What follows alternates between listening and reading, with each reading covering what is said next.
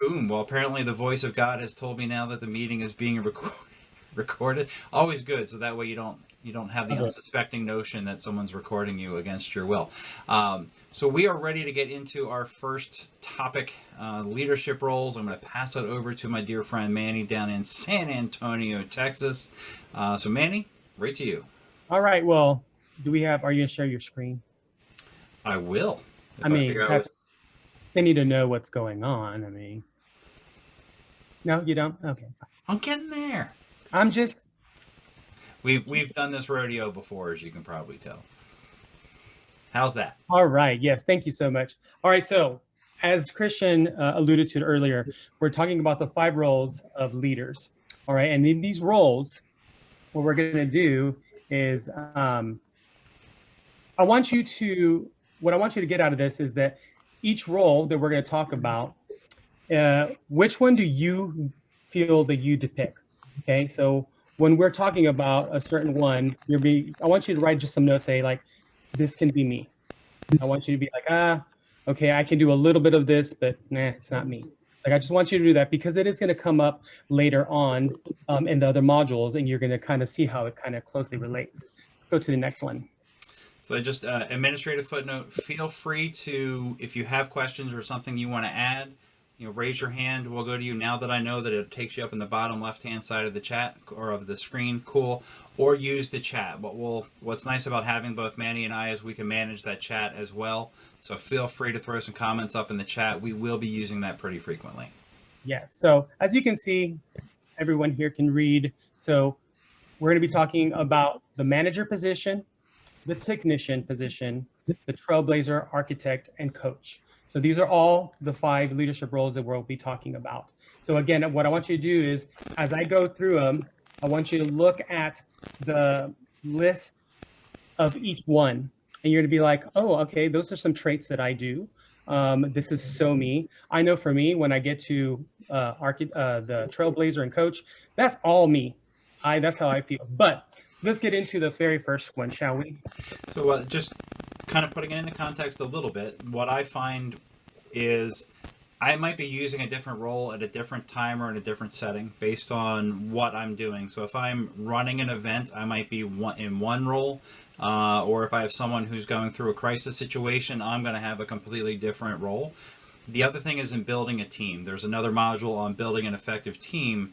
One of the great things of building a team, whether it's a board, you're a nominating committee, or whether it's just, listen, I need a team to go out and run a certain event for the chapter, it's great to have a diversity of people that have these skill sets, are really strong in these roles, instead of everybody. If you have all trailblazers, that's going to be one thing, but having diversity is great. All right, on to the manager. Yes, to the manager. So as you can read, I'll let you do that. The manager role is a traditional role that controls the flow and the accomplishment of work. Okay, the manager likes planning, order, the status quo, and the manager deals with issues that are known. Okay, so as you can see here, completes paperwork, very, very manager-like. Even if you're a manager at work, you would be doing some of this stuff, scheduling, okay, things of that nature. So just take maybe a minute, look at that, see if this would be you. Do you do any of these?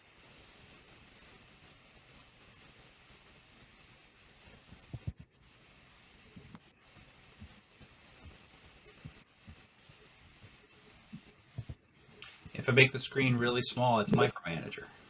Ooh, I see what you did there. Maggie's like, barbershop humor. Here we are. I miss that so much. Oh, believe me, Christian is going to be just fine doing this here because he's all about those little jokes. Lots of dad jokes. All right. So again, manager, work and flow. Let's go to the next one. Sure. Please. All right. Now we got the technician. So a technician, this person is, well, actually, let me ask. What's another name for technician? Put it in your chat, and maybe Christian, you can help me out. Sure. Just another word for a technician. What do you think? What do they do? Expert. Oh, I love it. Yes.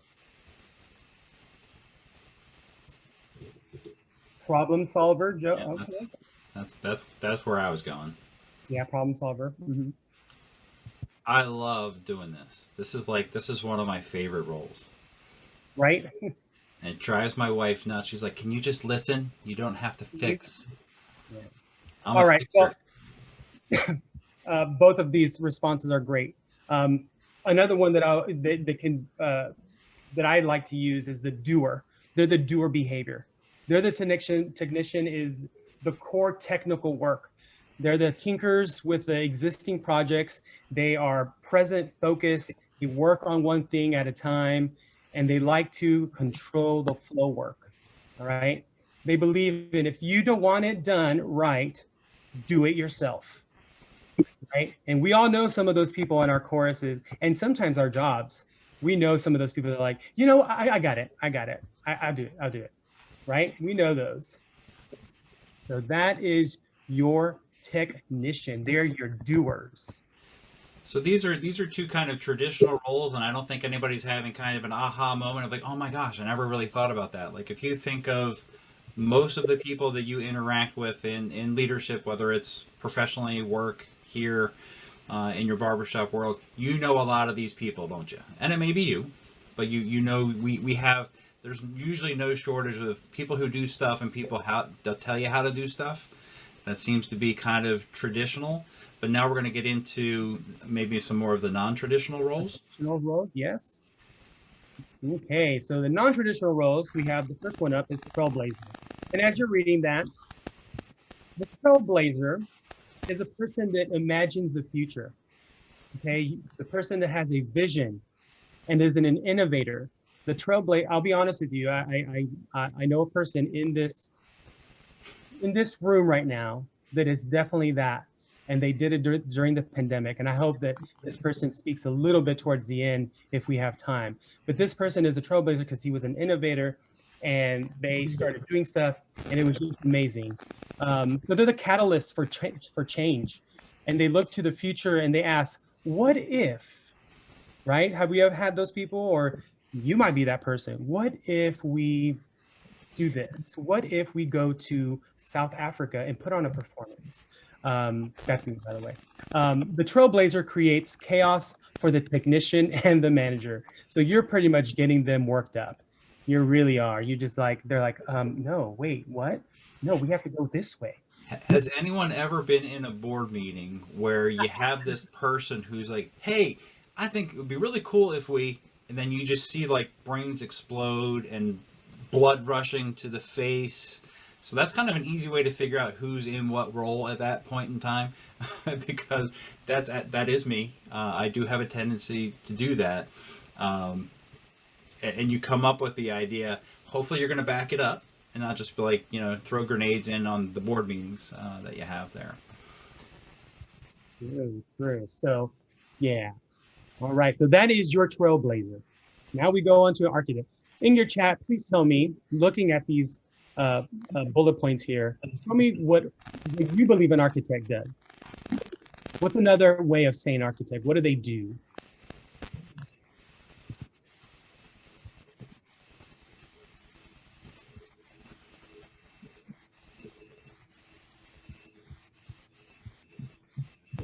When I think of architect, yeah, so system builder, absolutely. Good administrator, condenses broad vision into small goals and actions, design and create plans. Okay, yes. Sure. Someone did their homework. Okay. So yes, the architect is the builder of systems.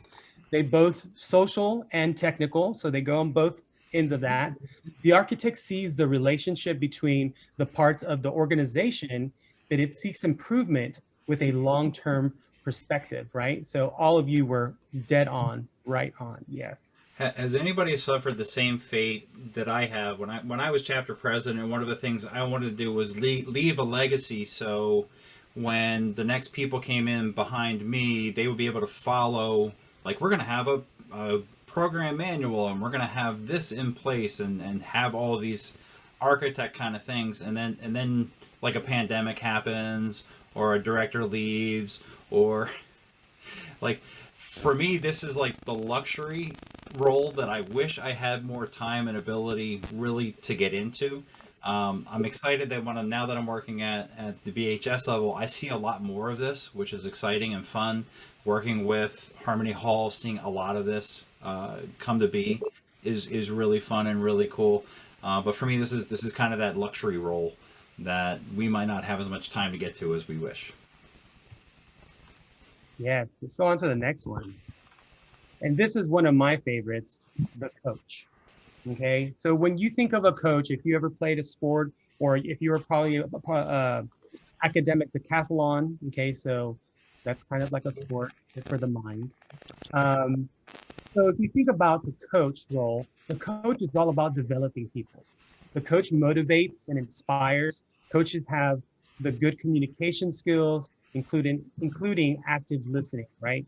So they're not interrupting you, they're just listening to you. Got you. Yes. Oh, that is wonderful. But you are really good at this. You can definitely play the piano. That Chopin piece, you got it down. I mean, there's so many ways of approaching this. So, Christian, any examples on that one? Not for me. I stink at it. I'm terrible. I figured, but I just wanted to make you. That's why I surround myself by Manny, because people like Manny. Oh, thanks. Yeah. But again, it's a matter of, for me, looking at, now that we're on the fifth role, there's so many times where I have to tap into one different role and kind of pivot, sometimes trying to do more than one at a time. Sandy, I'm sure you can appreciate when the stuff's hitting the fan and it seems like it's kind of left and right. You have to play coach to try to, like, give people ease and comfort of, we're going to get through this, we're going to survive, we're going to be okay. In the background, you're like, oh my God, what's going on? So you have to tap into some of your other roles, maybe as a manager, to figure out, okay, we need to set up Zooms and pivot and do different things. So sometimes you go into a chaotic period where you really have to tap into various roles quickly to do that. And then the other thing for me is, as coach, with other leaders on the leadership team, when they're struggling, I've really got to tap into that coach role and just give them that reassurance and that support. Number one, just to keep them going, but also to know, we're here to help you. We're here to support you. You don't have to do it on your own. Okay. So now we have done all five, and let's just do the real recap. Recap is we have the manager role, we have the technician role, we have the trailblazer, the architect, and the coach. And as Christian just said, sometimes you just do multiple jobs. But you also, if you were to use a Venn diagram, and if you were to say, I'm really, really a trailblazer and a coach, but I know that Christian is a fantastic technician, I will let Christian do what he needs to do. So I will overlap on some of the stuff that he might be talking about, but I will let him lead the technician part. Okay, so it's knowing when to, as a leader, we need to know when to let someone else lead. In our choruses, we will always see that. Probably the next time that you go to your Zoom meeting, or if you have it in person, hopefully, crossing fingers, you will walk in and you would be like, Jim over there, he's really good at this. Or you know what? Erica is really good at doing web stuff, which means that she can help us on planning. She's a good manager role. You're going to start looking at all these things. So that being said, take these 5 leadership roles and hopefully you jotted down some notes for yourself, because as we move into the next modules, it's going to come in handy. So let's just do a quick easy exercise, and this is, you're among friends. Look around the room.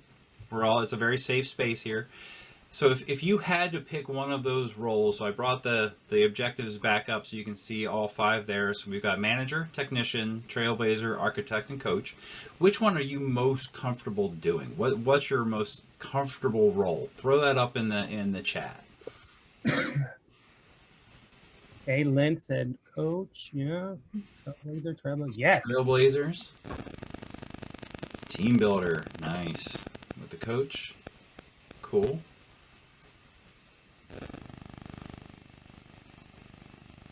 Manager. coach, like I have a hard time picking. I really do. Probably technician for me. So what I find myself having to do is force myself to not fall into the technician trap, because that's easy. It's easy for me to do. Sometimes people just want feedback on something. They don't need me to either be the manager or technician to tell them how to do it or how to fix it or problem solve it. They're like, no, I just was like sharing an idea with you. Like, I got this. Like, oh, okay. And you would be like, yes, Christian does that often. Well, and I like what Sandy said. Sandy says his skills in trailblazing, or the skills in trailblazing and coach, really make me a better manager.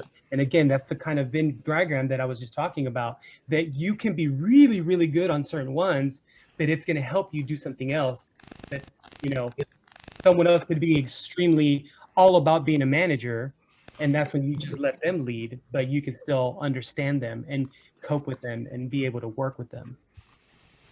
Very nice. Cool. Anything anybody's like, oh my gosh, I've got to share this with the class? Anything you want to share before we get into the next module? The next course? You can take yourself off mute. Feel free to jump into the fray, or we can just go ahead and move into the changeable leader. Changeable leader. Changeable leader, sir. Yeah, I got to catch myself on that.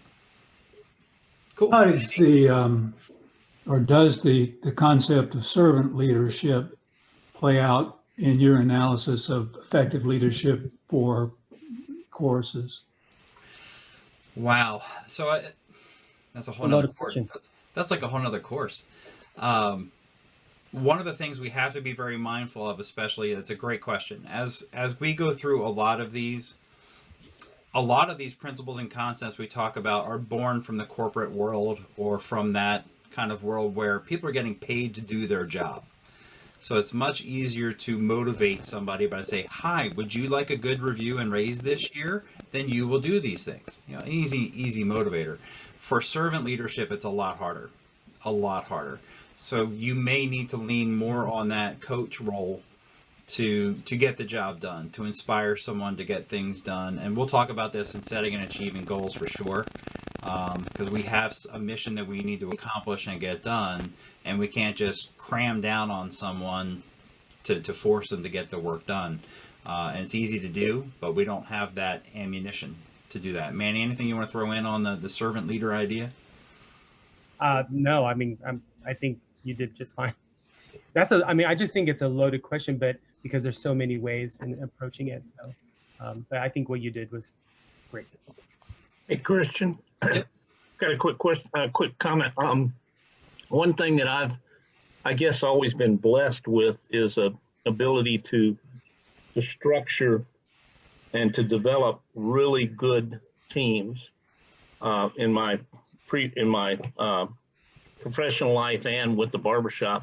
And I have found that if you spend the time looking at your core structure and the people you've got, and figure out who is going to be best in board positions, and then go ask them and just go right after them and develop them, bring them in. You can build a board. And I mean, the board we had last year and the board, especially the board we have this year, is the best I've ever seen.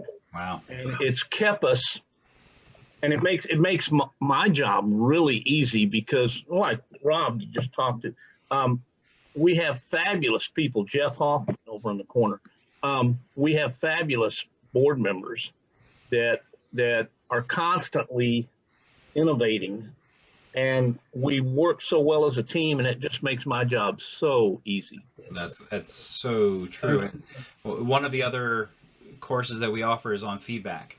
And I have found that when I'm getting a steady stream of feedback, hopefully good feedback, but sometimes it's feedback I need to do something better, or helping me address blind spots and things that I have. But if I've got a steady stream of feedback, that kind of fuels me as a servant leader to do more, to get engaged. So I'm happy to hear. It sounds like you're using that kind of as one of those implicit tools, I guess, to get the job done and feed them. Maybe that's more in that coach role that you've got. So 2 thumbs up. We have got 20 minutes to fit in change able leader.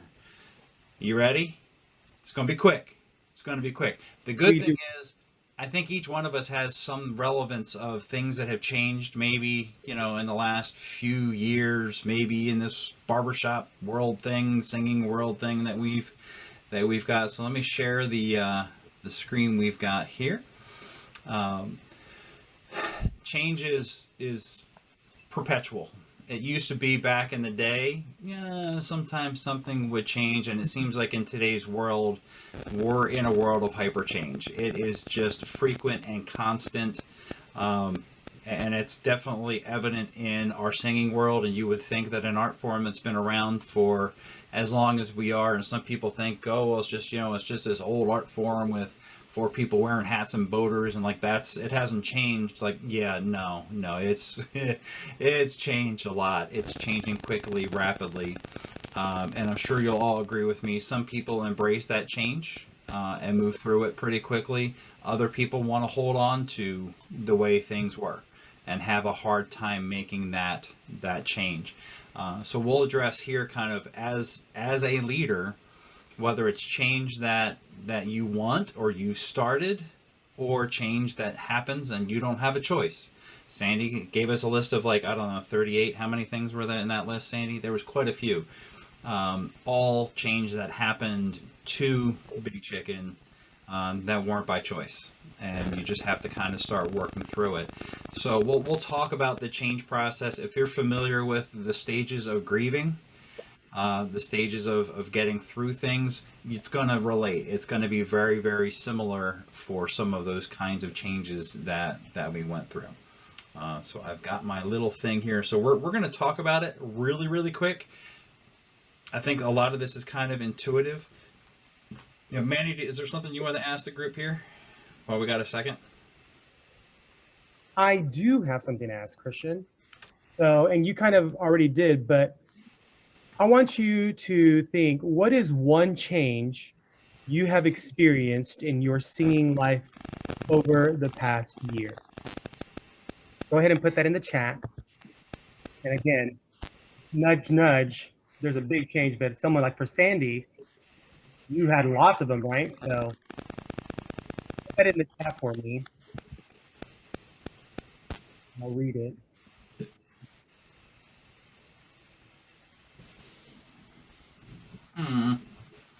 Yep.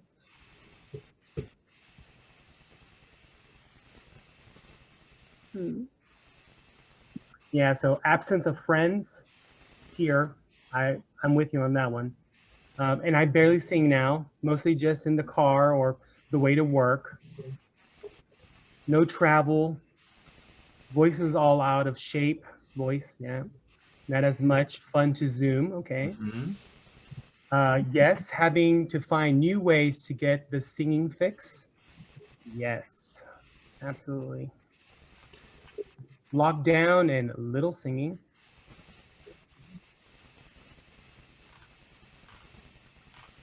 Okay, good.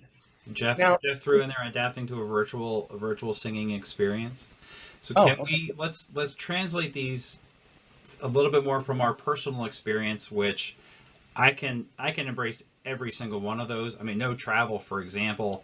I work in international business, so I've been all over the Dickens, from Northwest Arkansas to Paris and Brussels and places like that. So the good and the interesting, I'll say that in case anybody's from Northwest Arkansas. So these have all been changes that I've had to embrace. I didn't have a choice. But if we translate this now into the life of our choruses and our chapters, making that transformation from in-person to Zoom. Some people, we've noticed, I have half of the people on Zoom that I would have at an in-person rehearsal that we would have before. Finding new ways to sing, having to try to figure out how to do it. Oh, Sandy, if you want to talk about drive-in rehearsals, you have the right people for that. We were on the front end of doing that last summer, so we can hang for sure. But that's a great example. We went through the early part of the pandemic with both of my choruses. We immediately pivoted to Zoom. We had the same experience a lot of you have, like singing on Zoom. not working, not going to happen. What about Jamulus? What about Jack Trip? What about all these other things, and having to try to figure out a solution? So we went through change management quick, really quick. My personal experience, and I'll share a few of them as we go through the day, kind of like with you, Sandy, back in early March, the president of my chapter, who was just going to have an incredible career as a chapter president, died from COVID, like right out of the gate. I was moving on. I was all excited. I'm like, yay, now I'm going to let go, and he's got this. And he went and died, and that was not a good thing. That was not change I was ready for. So we went through this time period of, we lost our president. We lost all of our revenue for the year out of the gate. We lost the ability to sing together. It would have been very easy to just crawl under the sheets and just, let me know when it's over. I'll come out. But like most of you here, we didn't do that. We stepped up and we got the job done. And I'm happy that my 2 courses are actually flourishing right now. We're doing quite well through the pandemic because the leadership teams did that. We went through this phase. So I'm going to move through the kind of roller coaster here. These are some of the basics of change. These are things that we don't have a choice. And in today's world, it's moving fast, super fast. How things sometimes change is amazing. It's great. So it's not always a problem. It's not always something that has to be fixed. It's something we can take advantage of. We can complain about Zoom all we want. What would we be doing if we didn't have online video conferencing right now? You wouldn't have a sense of community. You wouldn't have the ability to even just connect, just like we did just a little bit ago, to hear a lot of you connecting with people you haven't seen, even just seeing you on the screen. That meant a lot. So while we might not embrace that change as well, there are some positives with it. Change is a process, and sometimes it's a long process that we have to go through. And we talk about loss, and I saw a lot of that in the chat. I felt like, well, maybe we should just switch and just have like a therapy session, and we can all talk about how hard it's been for us, not having these things. And it's easy to sit back and think of the things we've lost for now, the people that we've lost that we're not going to see again, which is really horrific. But we have to accept it. It is that kind of grieving process that we have. So we have kind of here the roller coaster of what we have. Change is what we've been talking about with the examples. I can put it into 2 categories, and I think we already touched on it. There's change that's done to us. There's change that we didn't ask for. Or there's change either that we initiated, or in that same category, change we're like, yeah, I'm cool with that. All right. I just hit the lottery and got $1.8 million. I'm pretty cool with that. That was not change that I initiated, but I'm totally down with $1.8 million. Not bad. So we're going to go through the change process, and leading people through it is different for these 2 groups. So this one is the positive change, or the change that we have initiated. Can somebody give me, other than hitting the lottery for the $1.8 million or more, what's a good change, a positive change, or some change that you've initiated?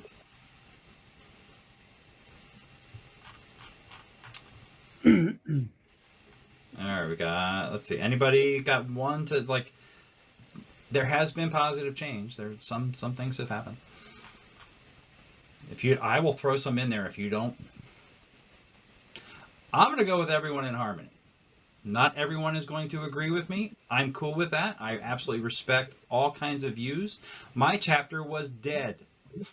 Somerset Hills Harmony, in the right before the strategic vision came out, we were at the crossroads of death. We were almost done. We had hints that we might just have to just set up as a separate course outside of the VHS, because we wanted to have not just male voices, we wanted to be open to all. Lo and behold, everyone in harmony happened. We rejoiced. Things were great. We absolutely went through this role. We went through this process when that came out. So following kind of this roller coaster of change, and if we want to use that as an example to kind of walk through, the event was, everyone in harmony was announced. Was it 2018? The announcement came out. Our chapter was like, yay! Yay! Much rejoicing. Monty Python. Yay! We're gonna completely transform this chapter. Things are great. So we were just on such a high. Everybody's all fired up. We spent many months kind of preparing for this to transform the chapter, have this revolution within the chapter. So we went from the event, the announcement kind of coming out, to elation. And we had all kinds of vision of what this could be. We're going to have 400 people and we're going to do, it was just crazy. Then the reality started setting in. We're like, oh, well, we need to find people. We need to figure out. So when we got into the meat of it, the reality started to set in for us. And then it started getting disenchanted. So when we actually started rolling it out, and we had quite a few people that were interested, you know, we realized we have a lot of women now. Now, as a male chapter, some were very excited about that. Our director was like, okay, we are overwhelmed by the treble clef. Bass clef, treble clef. Not good when you're trying to balance voices. So if you want to be a barbershop group, that if you want a big bass sound and you've got 1/10 of the membership is singing bass, that led to a lot of disenchanted reality. The other was, hey, we'd like to sing some cool barbershop charts. Let's go find some. Well, we didn't have any yet. They really weren't out there. There were charts you could sing. There's things that we could do. But we had this kind of disenchanted reality of this great new musical group didn't have great music yet to work with. So we went from this super high to now challenges and struggles. So then we came to accept it. So now you're starting hopefully to see the stages of grief kind of going through coping now. We accepted the fact that, okay, we have to figure this out. We started making phone calls. We started talking to arrangers. We started talking to experts about how do we balance voices? How do we recruit more people in the lower end of the voice range? Not easy to do, and things like that. And then we got back up to acceptance. And now the whole chorus, the whole chapter was moving forward quite swimmingly. Can anyone else kind of give, do you have any other examples of, it doesn't have to be that grand. I mean, that was a pretty foundational thing for us to work through. Can anybody else come up with like maybe another example of change that would be along those lines? I'm looking at the chat, so. Okay. It's very quiet in there. I'll Sandy, share one if you, oh, go ahead. go for it. Go ahead, Rich. So yeah, it's not on that scale, but I would say like, this past year, our chapter is sort of wrapping our head around virtual performances. Early on, like we were very fortunate, like right before all this happened, we were joined by a gentleman who has amazing like audio and visual ability, technical ability to create these things already. And it's something he already knew how to do and was doing privately. And then when we got into it, like he already knew how to do that. So the first time we did a virtual project, everyone was like, yeah, let's give it a try. The product was really great. And so we hit that kind of elation really early. And then we're like, all right, well, this is how we barbershop for now then. And the reality was like, okay, well, that's a lot of work. Like, it's as much as you have to rehearse to get ready for a live performance, like getting everyone on board with like using the technology to record that and doing all the right things sort of started to set in. And like by our second or third project, we had a lot of people just falling off because it's more work, especially while you're learning how to do it still. Like it's only the third time we ever did it. And I think we're sort of now we're coming back on an upswing where we just did our Christmas concert all virtual with, we figured out like, let's get more quartets doing that. So we don't have to put so much on the chorus to get a product out. And so that I think we have swung back up into acceptance where at the end of last year, we were talking about like, hey, even when we get back together in person, we could keep putting this kind of thing out. Like we feel like we've found that sort of a little bit of a balance towards the end of the year. And that's like maybe the best thing that came out of Awesome. 2020 for our chapter, I think, too. Great. That's a great example. So we've got Sandy. I hate to do it, but we're I'm afraid that our friend Melinda is going to be like, "Hi, everybody, welcome back," and I'm like, so I want to just share this with you. The participant packet is very, very good. I just want to walk you through kind of the difference of the change that happens to us as opposed to the one that we're kind of cool with. This is that roller coaster, which is a little bit different. We can continue with the Everyone in Harmony example. A lot of people had difficulty with when that was rolled out. And so you went through, the transition, the announcement comes out, and a lot of us asked, like, wait, what? What just happened? What did you do to my barbershop? What's going to happen to conventions? Am I going to have to sit here and listen to non-male voices sing? Like, we had this kind of like thing kind of happen. So that's in that transition period, which actually took place for a while. So it happened. We went through that transition of this thing is this change is happening. We're not going back. This is where we're heading. We go through that exploration phase. Well, what does this mean? What does this mean for me? Kind of soul searching. What's this mean for my chapter? What are there positives that might be there? Maybe it's not all negative. Maybe there's some good things that can come about from it. Oh, wait a minute. We can have more than one chorus now? We couldn't do that before. Wow, what does that mean for us? So we start exploring, what does this change mean for us? How do we adapt to the change? And then we start resolving it. As a leader, you need to go through this to lead your people through it. You are going to grieve. You are going to remember how fond things were before mom and dad thrust this upon you. And you're going to have to go through this grieving process. If you haven't done it, your people aren't going to embrace that change with you as well. So look at those materials that we have, which will kind of walk through that process. What I really appreciate is, I wonder if it's on here, we have a checklist which kind of walks through a lot of those things that we will be looking for in order to make that change in that transition period, in the exploration period, in the resolution period. So as you have the ability after this class to go back and look at those materials, by the way, Manny and I are not, this is not like, bye Dixie, see you someday. We're here. And now you have my email address, at least you'll have Manny's as well. We want to continue to be a resource for you. So if you want to talk about specific things with change, whether it's professional, whether it's dealing with your barbershop world, we can do that.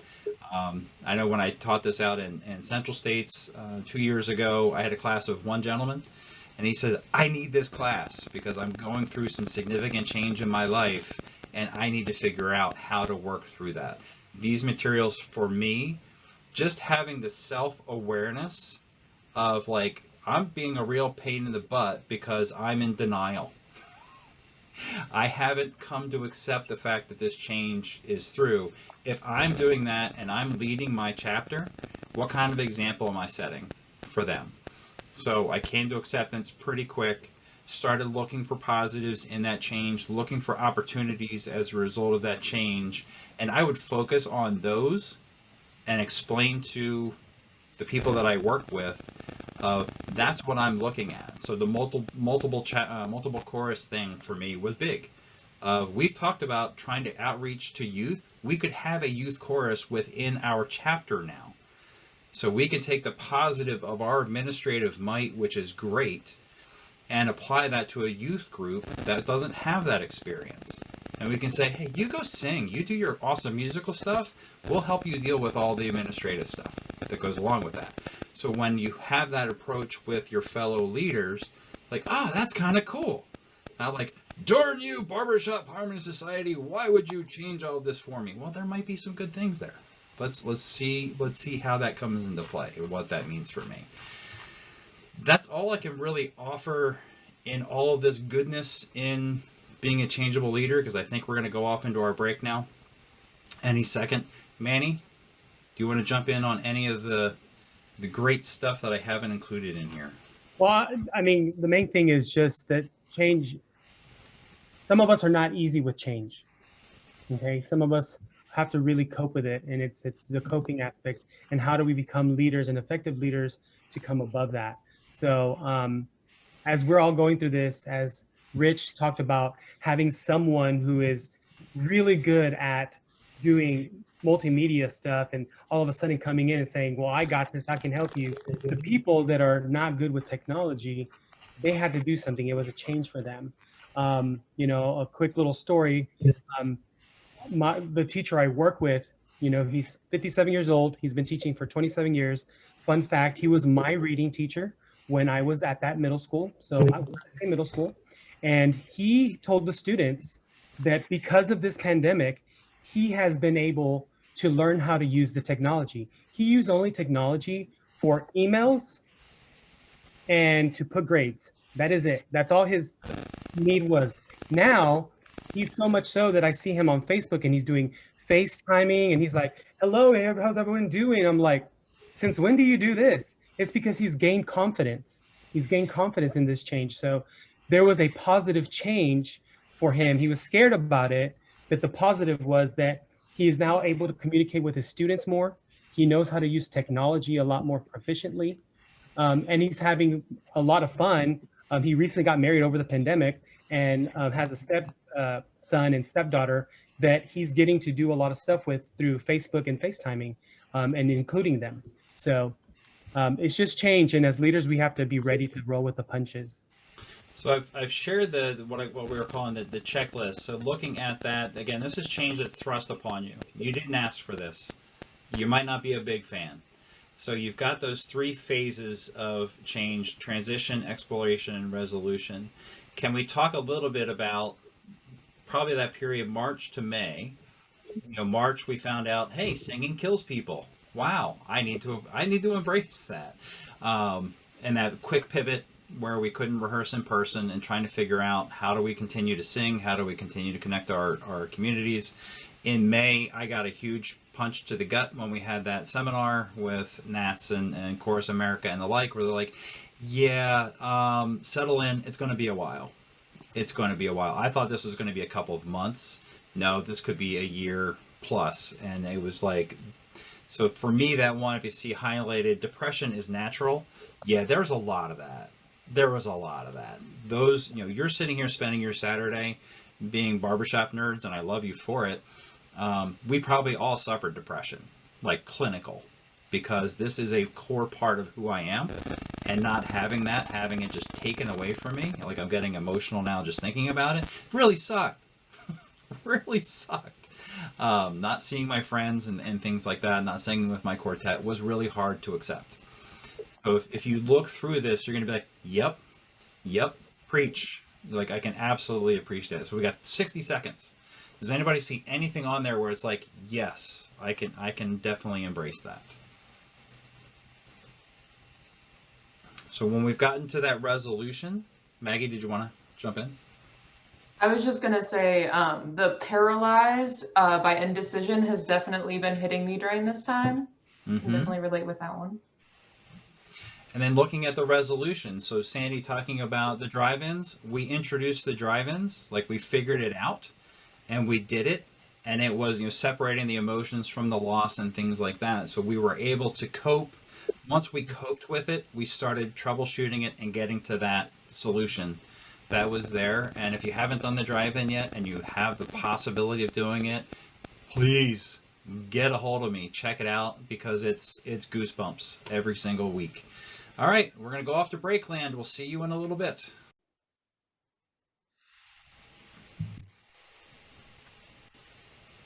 All right, so everybody's up for the all-nighter, right? We'll do some tags.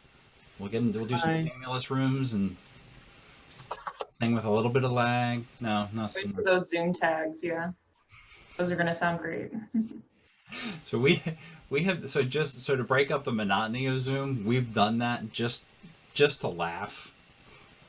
Like, we've taken a repertoire song, like, all right, we're just gonna sing that, and then you see like the faces of like, no, like, yeah, just for fun, and it's always like it's bad. It's bad. Cool. So we have a little bit of time, which is good. We do not have to use it, but this also means Christian can slow down a little bit. This next topic, we are recording. This next topic it's a good one. It's a good one because it's an area of leadership that a lot of us avoid. intentionally. It's one of the most uncomfortable areas of leadership that you have to deal with. It's also one of the ones where I have talked to the heads of the leadership operations team and said, I need to learn how to do this, and that's deal with difficult people. So in any leadership position that you signed up for, they don't necessarily put that down in one of the bullet points of your job description. You will have people who are not the most awesomest, and you have to work with them. Especially being that we are a organization of volunteers. This is not a corporation where we just have employees. We value each person. We don't want to make Maggie's job harder, where she has to change that number from 5 to 12 because 7 people have left or of their own volition or not of their own volition. So we have to learn how to work with difficult times and difficult people. So for me, this has been a very, very important part of leadership that I had to learn. And I didn't think in a million years I'd have to do it. And I found between recruiting volunteers to do stuff and develop leaders and succession planning, and these are the 2 areas that I had to really do most as a chapter president compared to those other roles we talked about, like manager. Yeah, I got that. You want to come up with plans and do stuff, like, yeah, I can, that's tangible. Work with other human beings in a nice fashion so they like you and you like them and we all get along, kumbaya, things are great.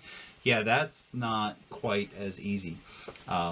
So we'll spend some time talking about this chapter culture thing that's out there. How do we deal with people who are outliers, and hopefully work them into the equation a little bit more maybe than they are right now. If we get through it quick enough and people want to go back into the other topics, we can do that as well. How cool was it where it was like, boom, I dropped and she did it, right at the end, right when it ended. So just the footnote on that with Alison Garcia. She is now a music professor at a university in Colombia, and part of her curriculum is barbershop. And she has started bringing in barbershop singing to the students that are there in Colombia. And it's just it blows my mind that started in that class that we had at Belmont in Nashville. So it's very humbling. Not necessarily, I'm not expecting each one of you to evangelize barbershop to another country out there in the world. If you do, cool. I hear Belarus is really neat. Good place to visit. Could use some barbershop in their lives. But taking back that goal planning and getting something done. Something small, something big is great. The goals that you had all kind of laid out in that chat are all worthy. They're all good things to try to bring. So whether it's trying to have drive-in rehearsals to bring in more people, whatever it may be, these are all good. So we're going to everybody stretch. If you haven't stretched, remember, we're back to the warm-up thing. Now we just came back from break and we had our Oreos and punch and all that good stuff and sang a couple tags. And now we're in the final stretch, literally, of our time together. And I will just reiterate, Manny and I are resources for you. We're now friends. We've hung out for several hours, which is more than most of my family members would spend with me. So thank you for that.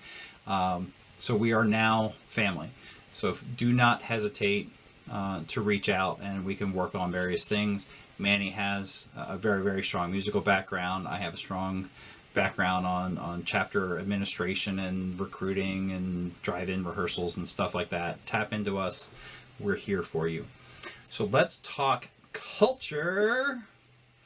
And I was really disappointed when I first saw that this new topic had been developed by our team. I'm like, yay, we're going to talk about how to build chapter culture. And no, that's not what we're doing. Because when we rebranded that one chapter I had mentioned, we wanted to lead with culture. We wanted to kind of start with culture and go from there. And that really is a foundation that we're going to talk about here today. We're not going to talk about how to do it. That would be a whole nother session. But we're going to talk about is what are the benefits of having values and culture? What are the different ways that people are going with that culture or going against the culture?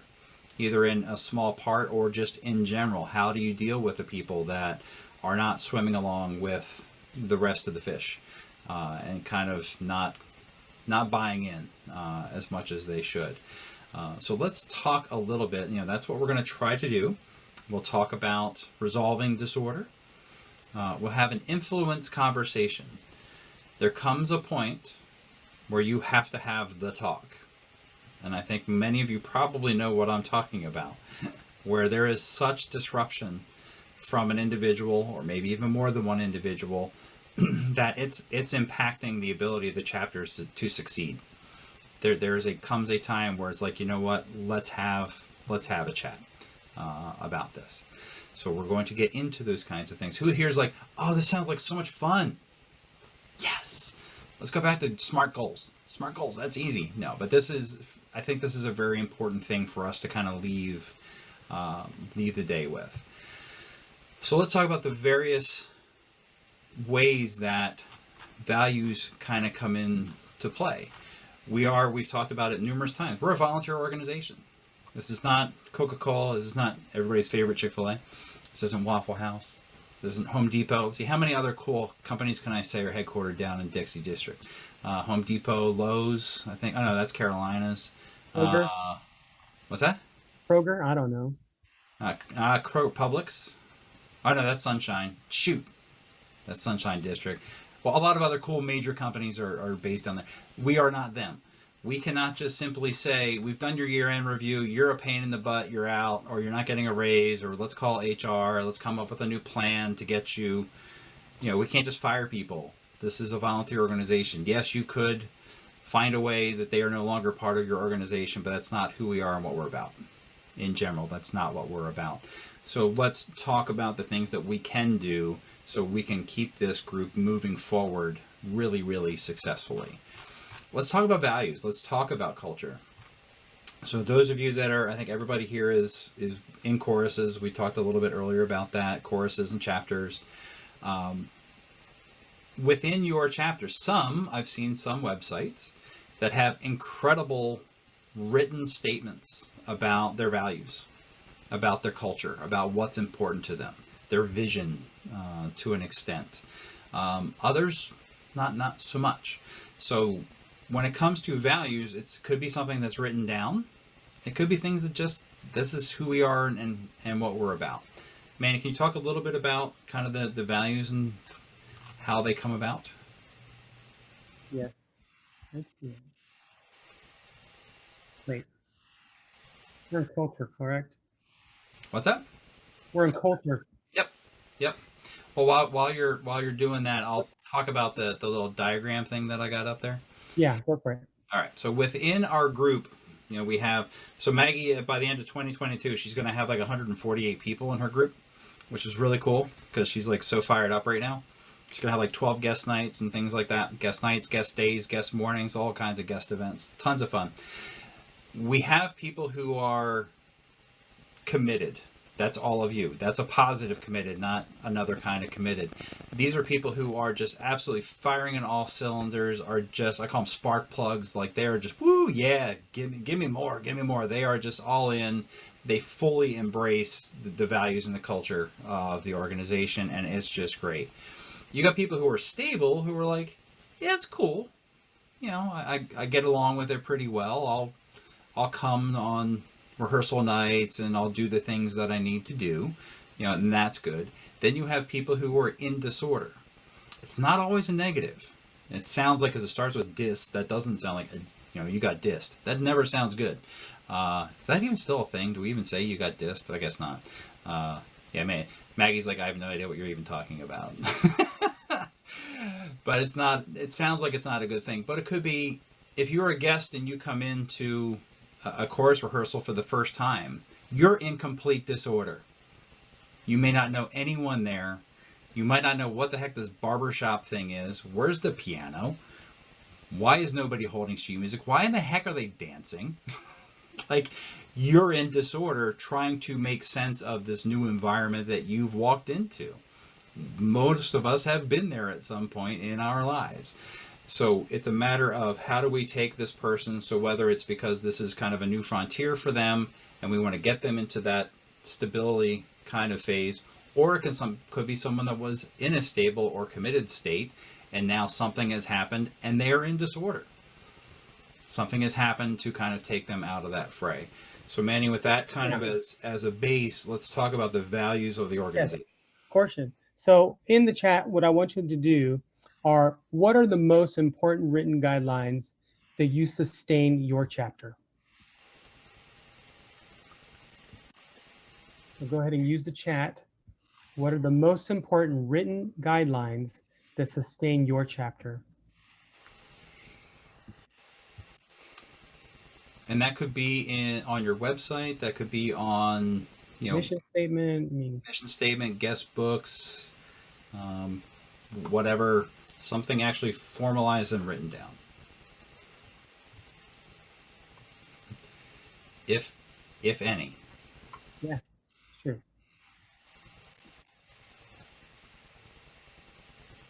Okay. And if not, I mean, mission, vision. No, we've been editing as we go since we're new, yes. We are a community chorus of men who love to sing. And then Joe says we don't think he just has any this time, and that's okay. So maybe let's flip it a little bit. What are the most important unwritten guidelines that sustain your chapter then? The stuff that might not be written, but you want to do. We have a written statements, but never look at them. Ooh, okay. This is sometimes something we actually haven't done a phenomenal job on, but our membership VP is in the process of rebuilding this. The closest we have to sort of mantra, which is passion, excellence, brotherhood. And I know that, being in my chorus, the Marksmen, we had a tough time when we had our culture stuff, and we went to HU and did all that stuff, and brotherhood was the main one that we based our stuff on. So I can definitely relate with you, Rich, on that. Let's see, Unwritten from Joe. We are a great bunch of guys who love to sing. Right on. Sandy has, we have a members manual that gets updated and revised every 2 years that gives a listing of our complete culture. Sweet. Yeah. Maggie says, unwritten one, we teach tags during rehearsals and try to get everyone to involve singing, learning tags during the breaks. It's a big part of our culture we want to build on in the future. I love tags, so I'm all for it. Let's do it. Rich, one of the things I've noticed with Nashville is similarly getting people involved in quartetting during the break. And then when you come out of the break, building that. So I probably won't find that on your website. It's just something you do. Right. And it's a heck of a lot of fun. And I'm sitting there like, oh my gosh, it's Steve Scott. And oh my gosh, it's Marty Monson. And it's like, what? It's really, that's a lot of fun. We take break for quartet time each week, right? There you go. Very core to our culture. So what this does, so whether it's the written, as some of you have mentioned with guest books and things like that, and there's so much goodness in this chat, keep it going. Whether it's written or unwritten, as someone who's potentially, so I show up to a chapter meeting, to a chorus rehearsal, I kind of get an idea of what this place is about and what the expectations are. We have one saying that they're the first ones out singing for the community, and competition is second and less important. Cool. So I'm going to share this one. Bill Hickman's not here, so I can use it as an example. I go to this all the time, so this is similar to what I think some of you have mentioned. So this is Northwest Sound up in the Seattle area. I have such respect for them. They sing great. They have great identity, but they also have, check this out. So on the About Us, like very few times have I seen a chapter website that has Northwest Sound culture. So it's actually on their website. So I check this out. I'm like, ooh, they're colorful. Lots of cool faces that they have there, except for the one guy in the front's kind of creeping, on the top's creeping me out a little bit, but other than that guy. So here's a kind of thorough, they're so cerebral. So they've got all these bullets that they put there. A culture of respect, a competitive heart, continual growth. Rehearsals are work and fun. And then they've got kind of this summary at the bottom, our culture simplified. So you just moved to Seattle. You're trying to find a place to go sing. One of the first things you're going to do is check out a website. You come to this, you read it. And then what do? You go to a rehearsal. So two things can possibly happen. Number one, you made the decision based on what you saw here to say, I embrace what they have. I embrace what they've said and who they are as a culture. That sounds good to me. So you have already self-selected to say, I can move in with that culture. Where you could have an issue, so one of the things they talk about, so let's just say they had on here, we do not use sheet music. Our singers are expected to practice on their own and have music memorized when they show up for rehearsal. And you show up for a rehearsal and everybody's standing there holding a piece of sheet music. Expectations versus reality. So you've kind of set up, here's what we're about. Me being a skeptical New Jersey guy, I'm like, well, what else are you lying about? Right? Like, what aren't we doing? Like, oh, we do these trips around the world. Yeah, where are the trips? You're going to, Schenectady or whatever it is. That doesn't count.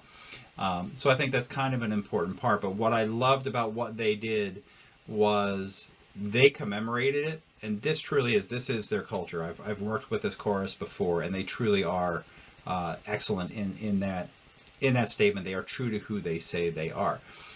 What you will find is, as you are coming into that society, I'll call it, you go through this disorder, but them just making that effort is going to expedite how quickly I go from, and here's the little screen I was trying to refer to earlier. You're going to go from disorder to stable pretty quick. We talk about membership, we talk about recruiting. A big part of that is orientation, is onboarding, is getting people comfortable with this chorus and am I going to be a part of it? If I feel like that orientation process doesn't work, I might walk. I have choices. I might say this really is not the place for me.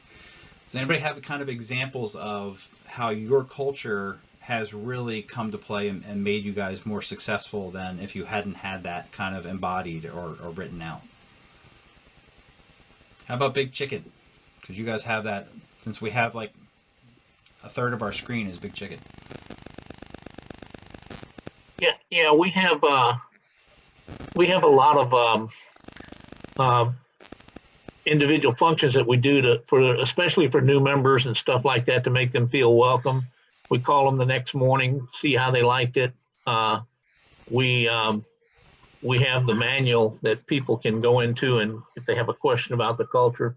But one of the things that was real significant to me this year was that I was really concerned with how the rehearsals would go with the Zoom and all that stuff, because I really didn't like them, but at least we got to see everybody.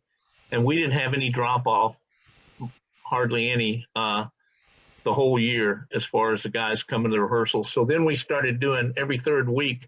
We had a park that we went to that had a big pavilion, and we would go there and tape out spots and have people stand 6 to 10 feet apart and with the masks and sing once a month. And that helped too. So is that what you're talking about? Yeah, I mean, it's a matter of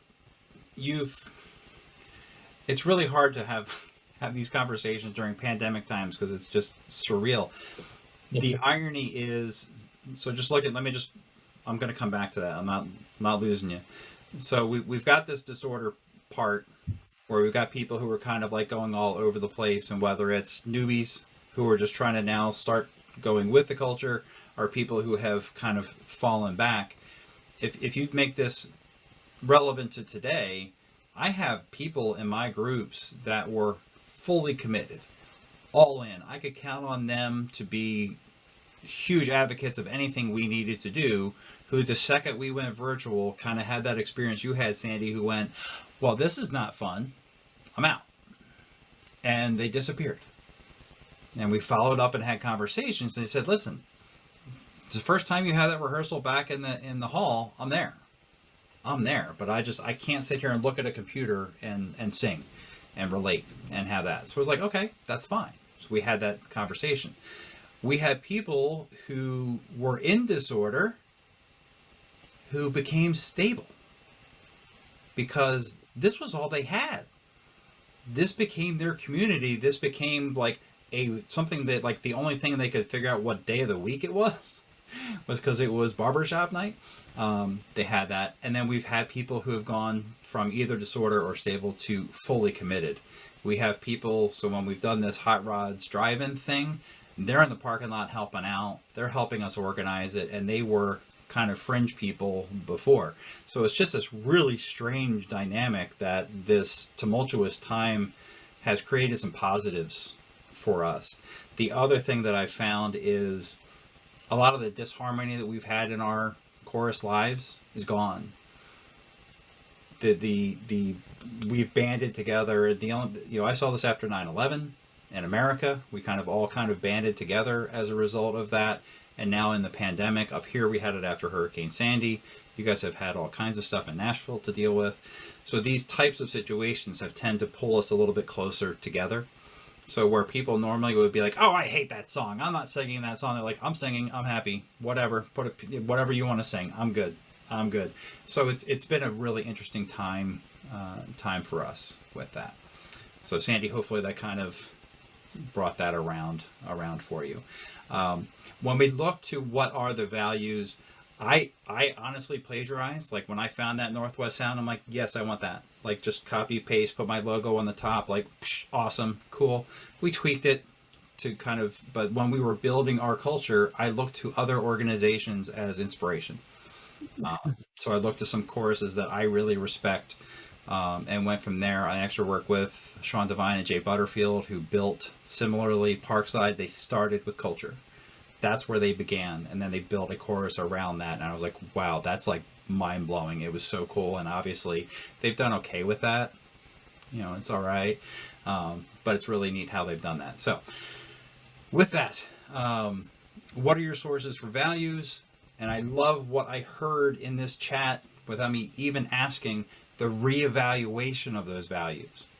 If you put it up there in 1983, life now might be a little bit different.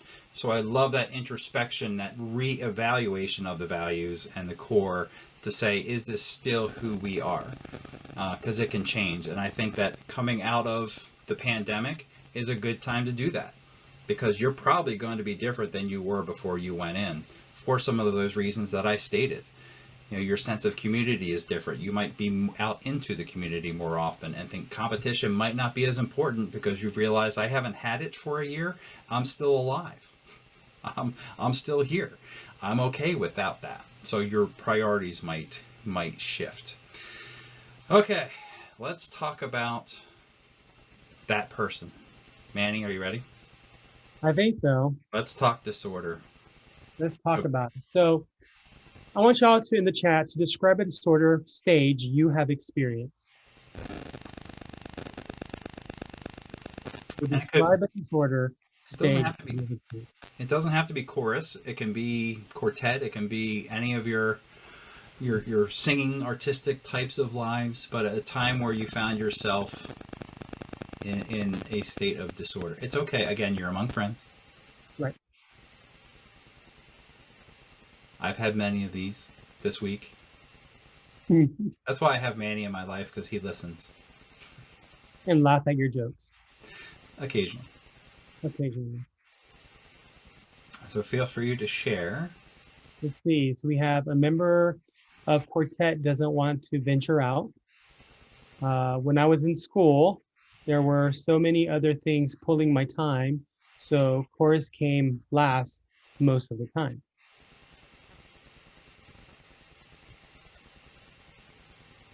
Cool. Quartet, incredibly creative. Bruised egos. Oh boy. Members make nasty comments to director during rehearsals thinking it was funny. That's not good. That, Steve, absolutely. Yep. It makes me sad to agree with you. I will give you a real example, and be prepared to cringe. When I'm sitting there and the guy behind me says, oh, well, that's just gay. I lost it. It has a very, very sensitive chord for me. And I went from fully committed to disorder in a nanosecond on that one. So that I wasn't the one in disorder, but that was very counterculture. That was not who we are and what we're about in any way, shape, or form. So Steve, I can relate more times than I would care to that comment. So let's if we can, I want to stick with that one, not just because now you got me all riled up. Let me just get some people who are disliking Zoom enough that it takes them fully out of VHS. Mm-hmm. If we look at our look at the VHS life in the last couple of years, have there been any disorder moments in the last any? Yeah. Oh, okay, good. Maybe I was in the wrong organization. There have been a lot of things that have happened that have put people from one of the other areas into disorder.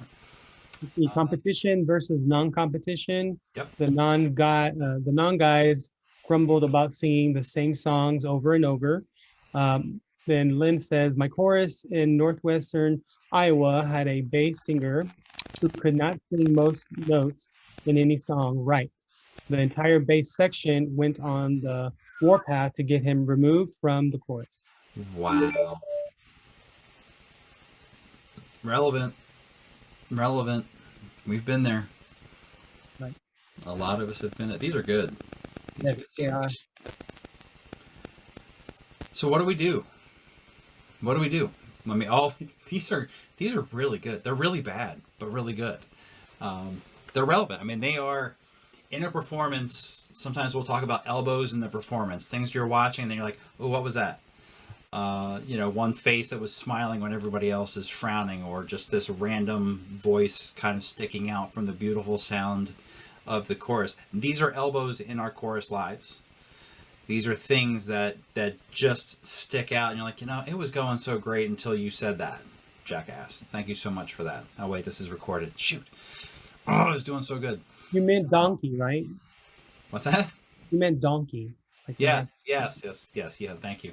I just won't send her the link to the recording. We'll just edit that part out. Anywho, so how there comes to a point where you, as either just as a fellow chorus member or as a leader, we have to do something about it. And I found very often, just kind of, I'll stop sharing the slide, or we'll move on in a minute. When you've got somebody in that disorder and they're in your chorus and they stay there. They stay there. They're still in the chapter because maybe they're quote unquote loyal. They're not going to quit, but they stay. What does that do for the chapter? What does that do for your chorus? So now you have a problem. Especially if you're a leader in that group, you have a problem. You have an anchor that is now holding this ship back from moving forward. We have to have a conversation. Someone's going to have a conversation with this person. Any volunteers? No. Wow, like everybody's jumping off the Zoom. Where's everybody going? Mm-hmm. So we have to have what we call the influence conversation. You will be surprised at how I've had many of these conversations. Not one have I been like, yay, I get to have this chat. And a lot of them have been some of the things that you guys have mentioned, competition versus non-competition. I have my one chorus, went to international in 1997. It's been a long time since then. A lot has happened since then, but there are people in the chorus that were around in 97. And I will hear from them very much. We need to focus on competition. We need to get back to, international. We need to win districts and things like that. And they have a hard time accepting anyone who doesn't see things that way. So we have that. We have people who don't want to Zoom and things like that. Oh. All better. Where did Manny go? We lost Manny. So let's talk about that influence conversation. So you are the one to do it. So if you're going to have a one-on-one conversation, are we going to text message? Are we going to tweet and retweet? Are we going to direct message? What's the best way to do this? Sandy, you're on mute. In person, or at least nowadays, at least via telephone. So Manny apparently got kicked out, and we need to bring him back somehow. Great, I can talk about Manny now. Whee! No, you can't because I'm back. Darn it! It was so close. In person is ideal. I mean, there's just something about that personal connotation. Doing things in writing, and I'll have this with my wife. So I text my wife, "Hey, what's for dinner?" What does she hear? "Hey, what's for dinner?" Two different things. Two different things. True story. So we need to be. I very much get away from the emails, get away from anything in writing. Let's have a conversation. So you can hear the passion and care and concern in my voice when we're having this chat. And that will hopefully invite them to be open and honest, and we can work through things that way. It's very hard for me. Let's go back to the very beginning of the roles that we had. I'm a leader of the chapter. I have a problem. I need to fix it. So it's easier for me to go into technician or manager or, whatever role I need to. I need to be coach here. I need to be empathetic. I need to listen. I need to respect this person who's driving me crazy and making me do this. But I have to really commit to listening to them. There's a reason why they're doing what they're doing. Bob, are you the person that I need to have a conversation with? No, I was just going to say, as a communication professor myself, I know how vital it is, especially in conflict situations, that both people be able to not only hear each other, but see each other's nonverbal feedback with each other. To be able to read how each other, well, first of all, to read whether they're both listening to one another. You can't do that by telephone. No. And to gauge their nonverbal responses to what's being said between each other. Yeah, and are they being respected too? Absolutely. Yep. Yeah, I mean, and so we talk about, how many of us have talked Zoom fatigue and stupid Zoom and FaceTime and all that? How kind of cool is it now that we can do this? We can have, most of us are now kind of comfortable with it, that we can have this chat and say, listen, can we just FaceTime? Can we use Messenger, whatever it's going to be? And it might be the person doesn't want to do that, but I'm hoping that they would be willing. Bob, that's absolutely spot on, because probably more of what I have to say is coming through my eyebrows and my cheeks and my smile than it is in the words that I'm actually expressing.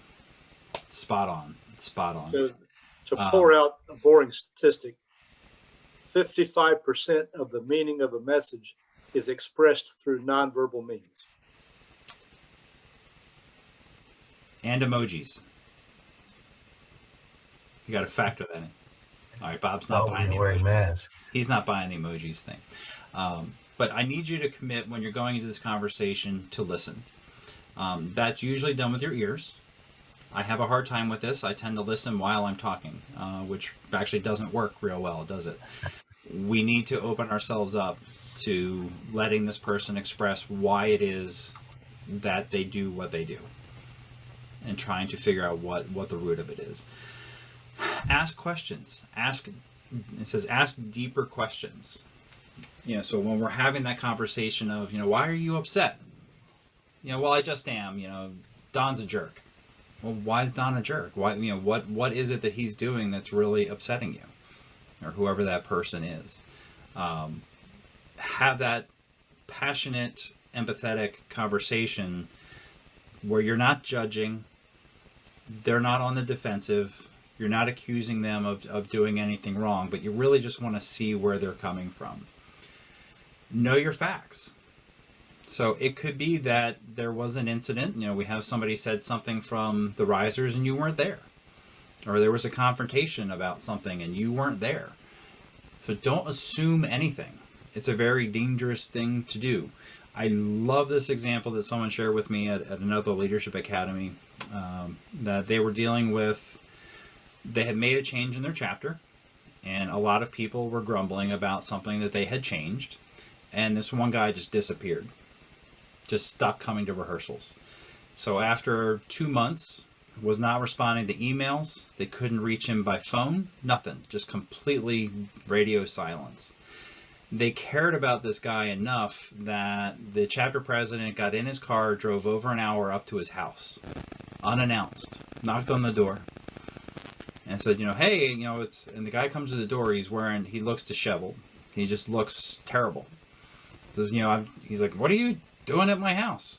Well, we haven't seen you, we made this change, and I just wanted to talk to you about the change. He's like, oh, I don't care about the change. I lost my job. What? He was so embarrassed that he lost his job and couldn't afford to keep going to the rehearsals. He just went dark.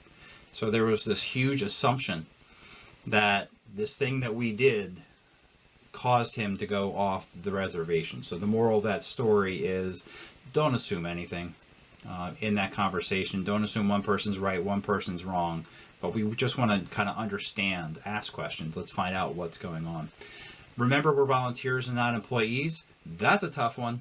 So much easier to be the boss, and many of you have probably seen this in action in your careers, where the boss can just deal with it. You can't do this anymore. If it happens again, you're fired. We can't do that.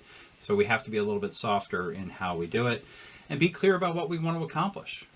Hey, so-and-so, you seem like you're not enjoying yourself. It's coming about through your conduct, and we want you to enjoy yourself. We want to make sure that you're in the right place, but also that everybody else can be in the right place with you and have that. So all of these, and it sounds like it's kind of touchy-feely, but it's really easy for me to jump in as the fixer. To say, all right, we're going to have a talk. Let's sit down. Let's have a chat. Like I've got my son there who's done something wrong. That can't be my attitude. That's there. Have any of you had to go through this with people in your performance lives? Anybody want to share any stories? Oh, here we go. Therapy. Here we go. Let it out. Sandy, how about you? Preferably not somebody else who's in this meeting. Right. In my organization, one time I had when I was up in Boston, I was vice president of a sales organization, and one of the sales reps was dating one of the women and ended up raping her. And that was probably some of the toughest conversations I've ever had. And of course, it involved the law and everything else. And the guy actually went to prison. But trying to rehabilitate the support person plus the organization and keep everything okay was incredibly difficult. I mean, it made work, kind of hell for about 3 or 4 months. But I can only imagine. Yeah. But you learn from that. It was a hell of a learning experience. But how did you muster the courage? Because you didn't have a choice. You had to have that conversation. I did. And, how did you muster the courage to even just get that started? She came to me, and so when I found out about it, I had no choice. So I brought him in and confronted him, and he admitted to it. And I said, well, as of this moment, you're terminated, and you need to, I'll have security come up and escort you out of the building. And then she didn't know what to do. And I said, listen, this is criminal. This is not sexual. This is not anything. This is a criminal offense. Wow. And I think I'll be glad to stand with you, but I think you need to go to the police. And so I did that. And the weird thing about it, Christian, was I didn't have any counseling about how to go through this process or any of that kind of thing. It was just kind of more of gut feel and what's right, what isn't. So it was a difficult time. It was really a difficult time.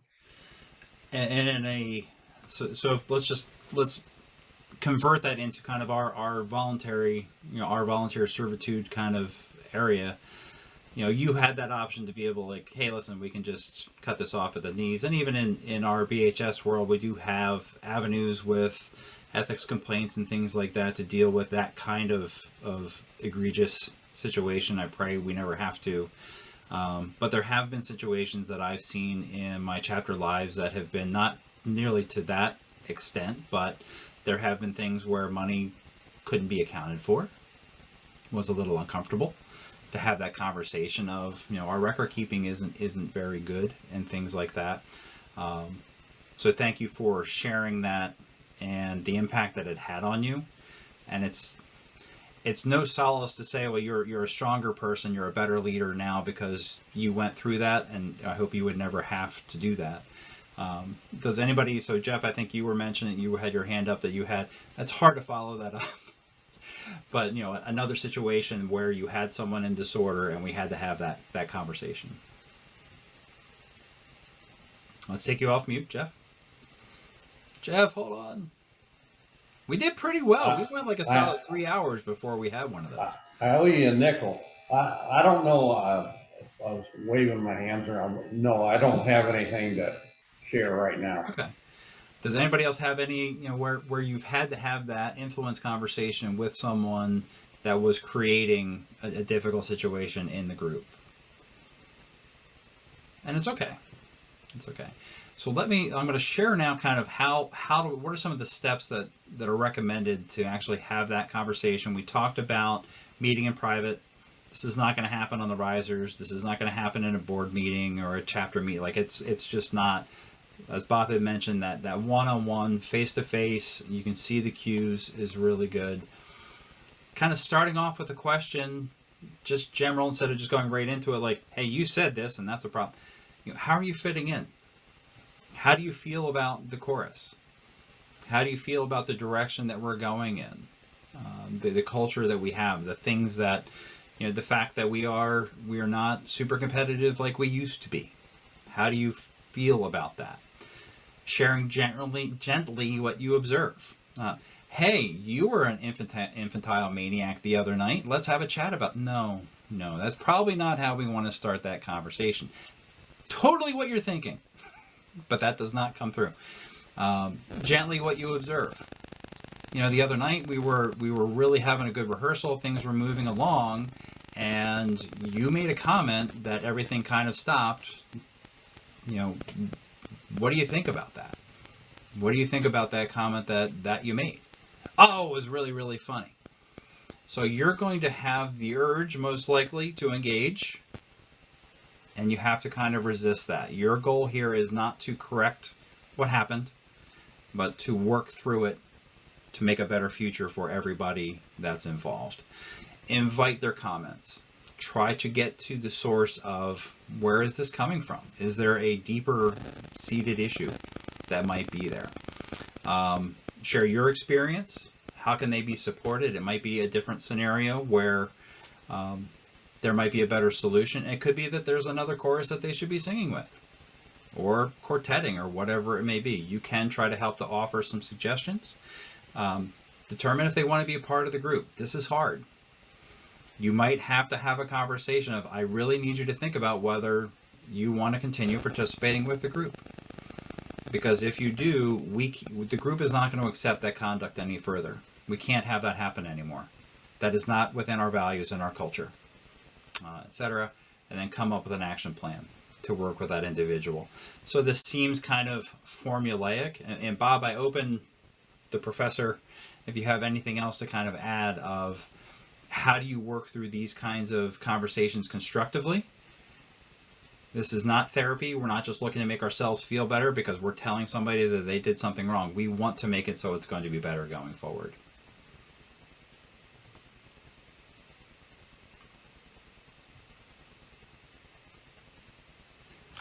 The only other thing I would add at the moment is it's going to be a process. It's not going to be, probably most situations will not be solved in one face-to-face conversation. But I like what you said about devising an action plan, because it's going to take a step-by-step process, I believe. Yeah, and it's hard because part of me wants to address something immediately. Like if something happened during the chapter meeting, like let's go have a chat in the corner before they get in the car and go home. Probably better to breathe for a minute, gather your thoughts, and write them down if you're so inclined, but come up with that action plan. And I think it's called a cooling off period. Yeah. For both parties. Yep. And you'll get there. Can anybody give an example of, so we have one for things that are going on right now, which is we've switched to Zoom, and some people have said, Zoom sucks. I'm out. Have you had conversations with those people after they have said, they haven't said, but they're in disorder and this isn't something that they want to do? I have. Sandy, can you share anything about how that went? Yeah, we've had 3 or 4 people that just, part of it was they didn't like the fact that they were singing with a computer. Part of it was they are not computer people. So Zoom was very much more difficult for them to figure out, and they just didn't want to do it. So, but we had nice conversations. There's been 3 that I've had with. Mm-hmm. And I let them know that they were loved by the course. We wanted them back. And they all committed that they would come back the minute we started.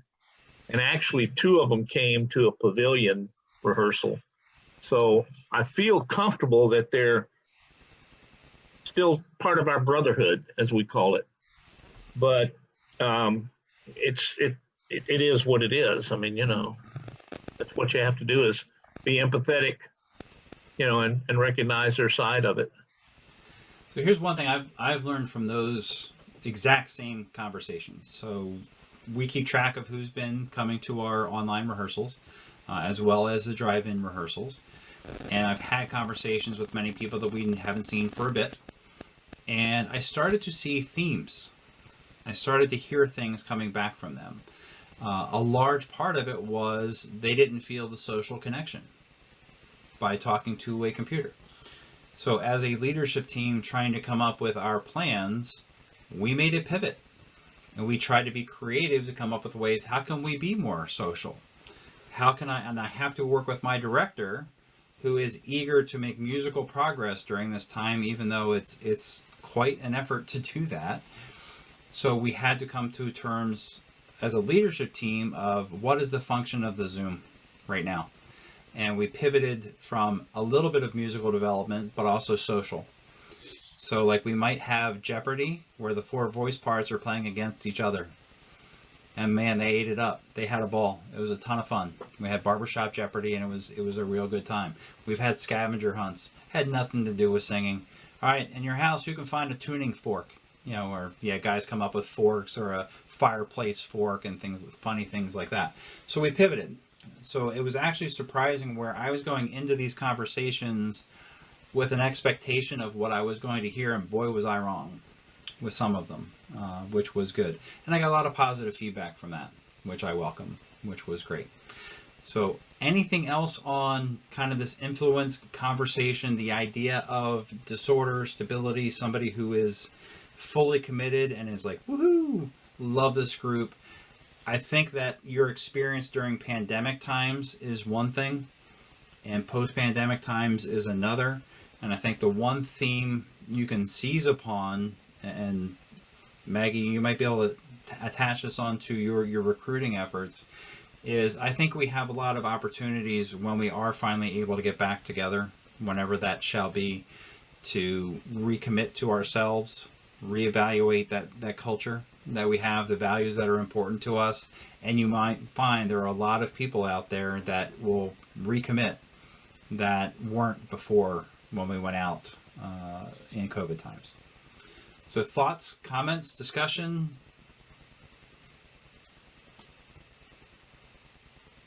Riveting. I want to know what Steve's watching. Gotcha. Steve's like, is that the football game? Okay, good. He's checking his email. That's fine. We'll give you a pass. It was notes I was taking Awesome. from your class. Awesome. So I feel pretty. And Manny, anything else you want to throw in there? We put in the possibility of you and I kind of role playing one of these conversations, but that could get completely out of hand. I know. This is being recorded. That's true.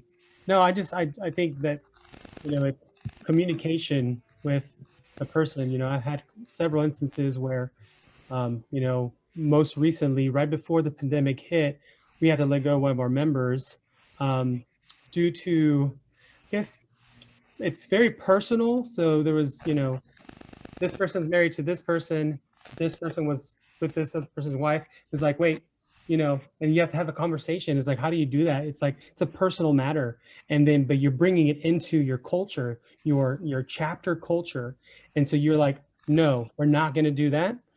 You can do that out there. He's like, I'm not going to judge you. He was like, but you're bringing it in here.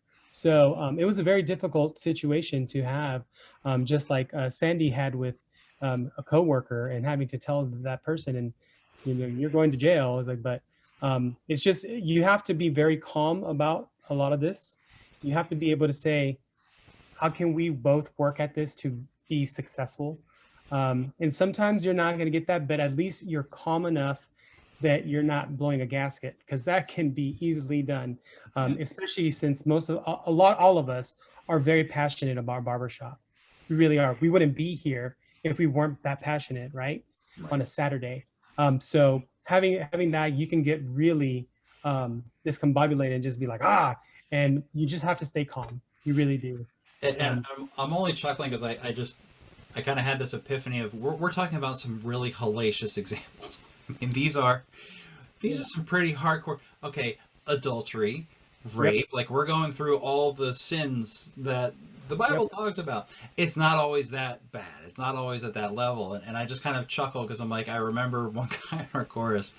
We do not have chorus issued white dress shirts. So our director very often would ask us, everybody get a plain white dress shirt, and that's what you're going to wear to our performance. You're expected to bring one. And this guy would always wear one that was like dirty yellow. That was like white-ish. And he would every time. So as an audience member, where's your eye going? The yellow guy. Like every single time. And it wasn't like dirty yellow. It was just like that off-white, yellowish kind. It wasn't yellow, but just kind of that. It was tinted, yeah. We had to have that conversation. That's an influence conversation. Of like, okay, why do you keep wearing a yellowish shirt? Do you need us to go buy you one? And things like. So it can be as simple as that. One guy was always wearing, supposed to be black pants, and he always wore dark blue. It's like, we need you to turn on the light in your bedroom when you're picking out which pair of pants it is that we're supposed to wear. Somebody that continually uses sheet music after our director has said we're off sheet. So all these types of things are places where you still need to have that conversation. They're not to that level of gravity of the things that we've talked about, but the process that we talked about still comes into play. I would not advocate, and I've seen it. John, why are you using the sheet music in front of the chorus? How's John feel? Say goodbye to John, because John's probably not coming back. Jeff? Yeah. Did you conduct these counseling sessions as the president, or music and performance VP, or? It's general in application. I can tell you as again a membership minded person, I think this is the type of thing directors need to really, anyone who's in front of the chorus really needs to be mindful of. That they are the face of the chapter, they are the stewards of the chapter, and they should have not using that opportunity to confront people on things is a good thing. Is that where you're kind of coming from? Is that first part of have the conversation privately? Right, but who conducts it? Who when you see this, is it the president, music VP? Go to the director and say, I think we need to talk to this individual. You as the director, or me as a president of the chapter. That's the tough part, because if, you know, the messenger or the guy that's challenging that particular situation is, you know, he should be in a position of leadership, but you know, how do you agree to who that is? That's a great question, Jeff. And Christian, if I may, Mm-hmm. you know, we at the beginning of our session, we talked about those 5 roles, right? So sometimes it might be a person that's really good at it, that has been doing it for their professional life. So there might be a person that's a doctor or a lawyer that has to deal with this kind of stuff. And you're like, this person would be amazing at it, and they're okay with it. Sometimes it will come down to the president or the director. You usually try to stay away from that. But if those are the rightful people to be having the conversation, and you know that they're very well respected, and that the other person that's having this situation won't blow out of proportion, then you go with that person. But most of the time in the chorus, we have all walks of life, and usually we have gentlemen or ladies that are doing that for professional life. They do that every day of their life. They're psychologists, or they do something along the behavioral analysis of humans and things like that. So it depends on who is around in your chorus for that situation. I was just going to say Bob Davenport. You just call Bob. He'll come Or in. Bob Davenport, absolutely. I will do it for you. For me, the answer is, who has the greatest chance of accomplishing the influence? Who will this person listen to or communicate with? And it's not always one of those answers. So sometimes it could be their quote unquote riser buddy, their best friend. With that person that speaks out, me talking to them will do nothing. And I actually will probably aggravate it, because this person and I do not get along. We do not get along, and we will not get along because of what they said. But he was a founding member of our chapter. We have another founding member of our chapter from 1984. That's the person that had the conversation to say, hey, dude, no, it's 2020. Not that it was cool in 1980, but it's 2020. We just don't do that. So I had to have an influence conversation to have the influence conversation of me first talking to that other person, making sure they were on board with my view of, this is disrupting the chapter. This is not a good thing to have happen. Would you be willing to talk to so-and-so? Absolutely, hands down. What happened? We haven't seen him since. Personally, I'm okay with that, because that person's approach is not within our core values. They're now singing somewhere else. So not necessarily the best outcome, but the right thing, I think, for our chapter. So hopefully that answers your question. It could be the president, it could be a membership, it could be music VP, it could be the best friend that they drive with to rehearsals, whomever it may be, to do that. Sometimes we don't know we have a problem. Just by the way, here's a real life example which does not get to that level. Halitosis. One guy in our chorus who's the sweetest guy, great contributor, just has bad breath and had no idea. I had that influence conversation because I suffer from the same thing.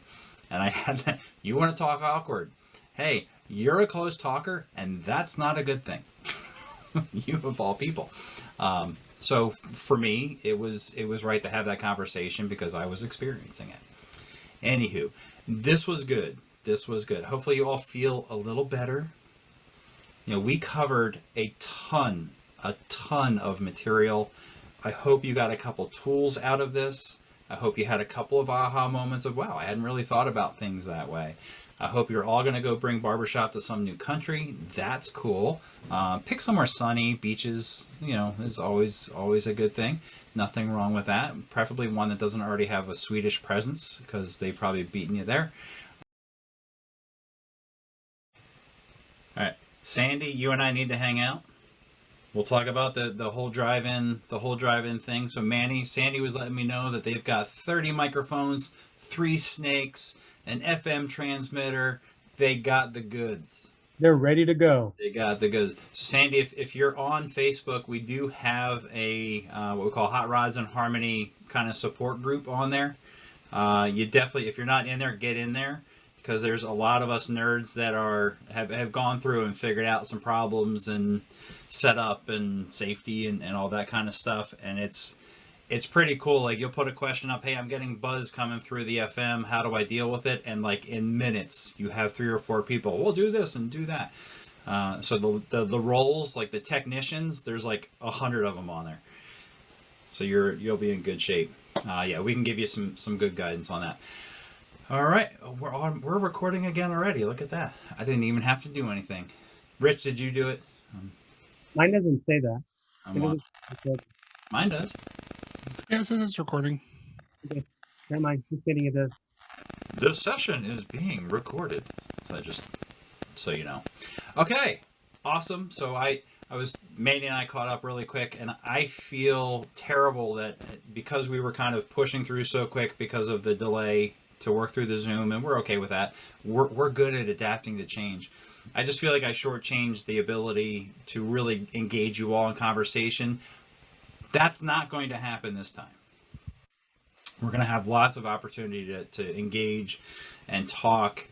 This, for me, is one of my favorite topics because I use it. It's very practical. It's very hands-on. So this is setting and achieving goals. So it's very practical, and this is one where you could actually sit down tonight or tomorrow and start working on something that you want to work towards. Sandy was mentioning that Big Chicken is starting the drive-in rehearsal idea. So that is something that it takes work to make that happen. So somebody had the vision to make this thing happen, and now we need the managers, the technicians, to bring it to fruition and get the job done. So kind of switching into that role now in setting and achieving goals, going from that vision to practical reality is what we're going to do. One of the things that I love, and I mentioned it earlier, is that worksheet. That goal setting worksheet is going to be really, really helpful.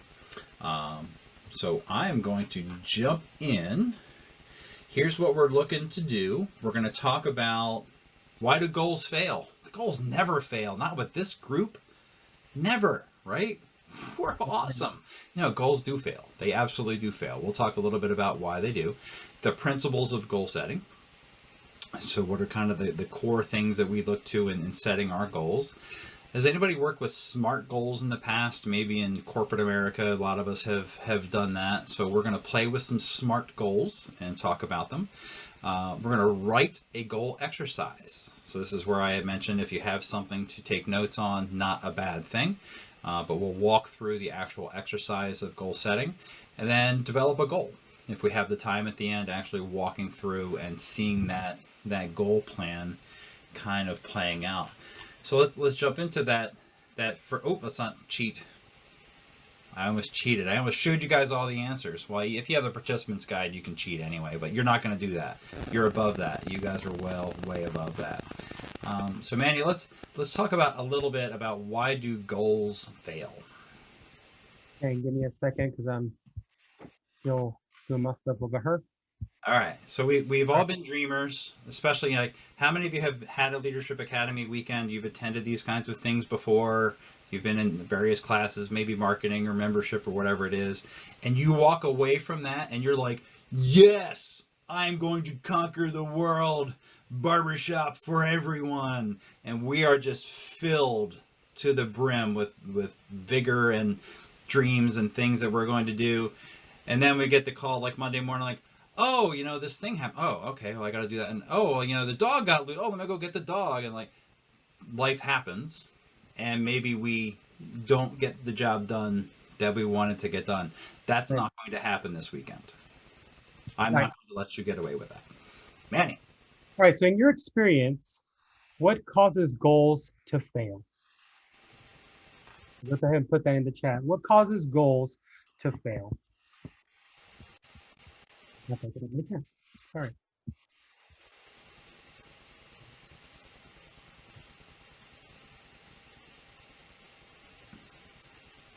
Insufficient prep. If they're unrealistic, okay. not having a solid structure for accountability, no timeline. We don't have the volunteer manpower to achieve them. Amen on that one. Yeah. Lack of buy-in from stakeholders.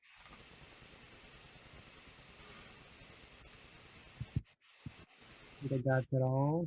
Oh, you know what? Let me do this. This is a lot easier. I'm sorry.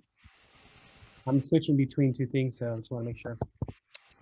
Okay, and we have unreasonable or not believable goals, failure to set the stage with membership. All great, yes. Not making some achievable milestone goals. Yeah. Well, let's see how many we got. So goal wasn't clear. So I've had this one. We're going to sing better. Yep. Okay. And to who? Like what does that mean? That to me that's not a clear goal. We're gonna have fun. Cool. What is that? Goal wasn't important enough to motivate. We're getting new business cards, everybody. You don't seem very. Rich is like, whatever. I'm gonna check Twitter. I'll be right back. Like business cards, whatever. Goal was too big. We didn't know how to start. You know, Right. Sandy, I've seen this on the drive-ins for sure. We've had people that have heard of this concept, the idea, and it was just like they're like this is too much. This is just holy cannoli. There's just no way. It's too much to take on. So it was too big for some folks. Lack of discipline. We get distracted. We find new shiny thing. Ooh, squirrel. And we go finding some other thing to go have fun with. Like, oh, I'm going to build this chapter up. Ooh, start a new quartet. That sounds like fun. Woo! And then they're gone. Lack of belief. I saw that. Yeah. The buy-in. The buy-in. That we have an attitude. And we go back to that change kind of thing. If it's something that we've come up with and we want to do, it's much easier to get buy-in, and the attitudes are pretty good. If it's change that we just have to do, maybe not quite so much. So you think we kind of hit it? We hit them there. I like that the not making milestones.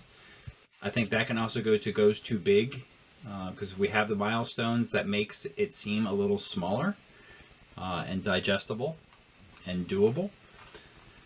So let's talk about kind of what are the principles. So one of the things we want to do in setting goals is we don't want this to happen.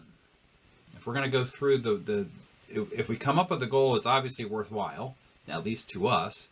We want to make sure that it's going to happen. So let's talk about kind of the principles of goal setting.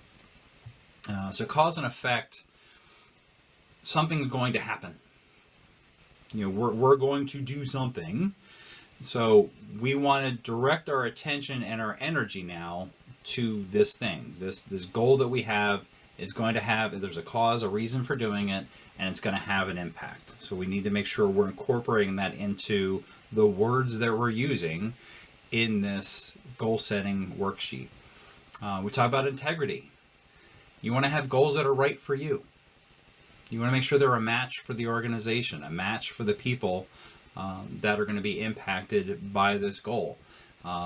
If it's not something that has integrity, it's not within kind of the remit or the purposes or values of our organization, it's probably not going to go anywhere.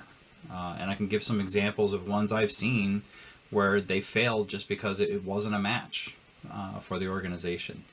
Forecasting the future. So when we're setting the goals, we want to look at what does that future state look like when we've achieved the goal, moving from today to that future.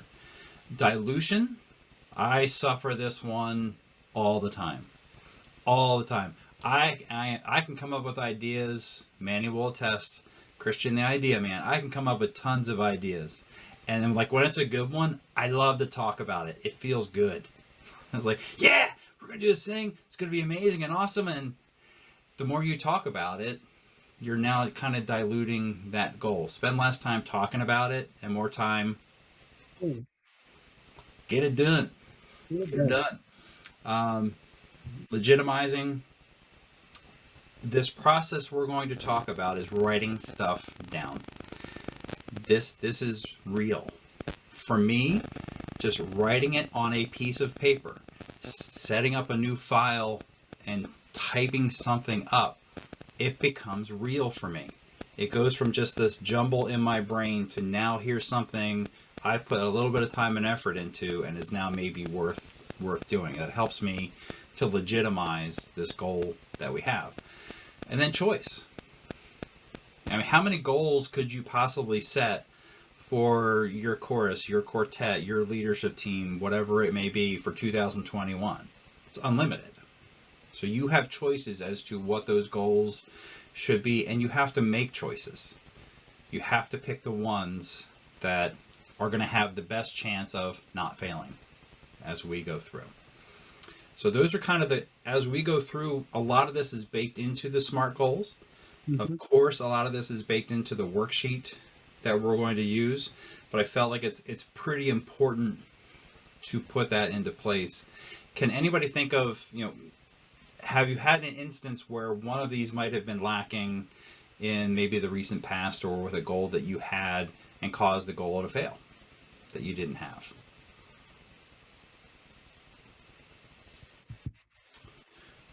Everybody's achieved all their goals. I knew it. You guys are that awesome.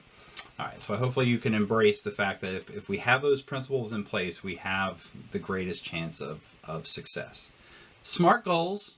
Who's ready? Woo! Let's get into those SMART goals. This can be fun.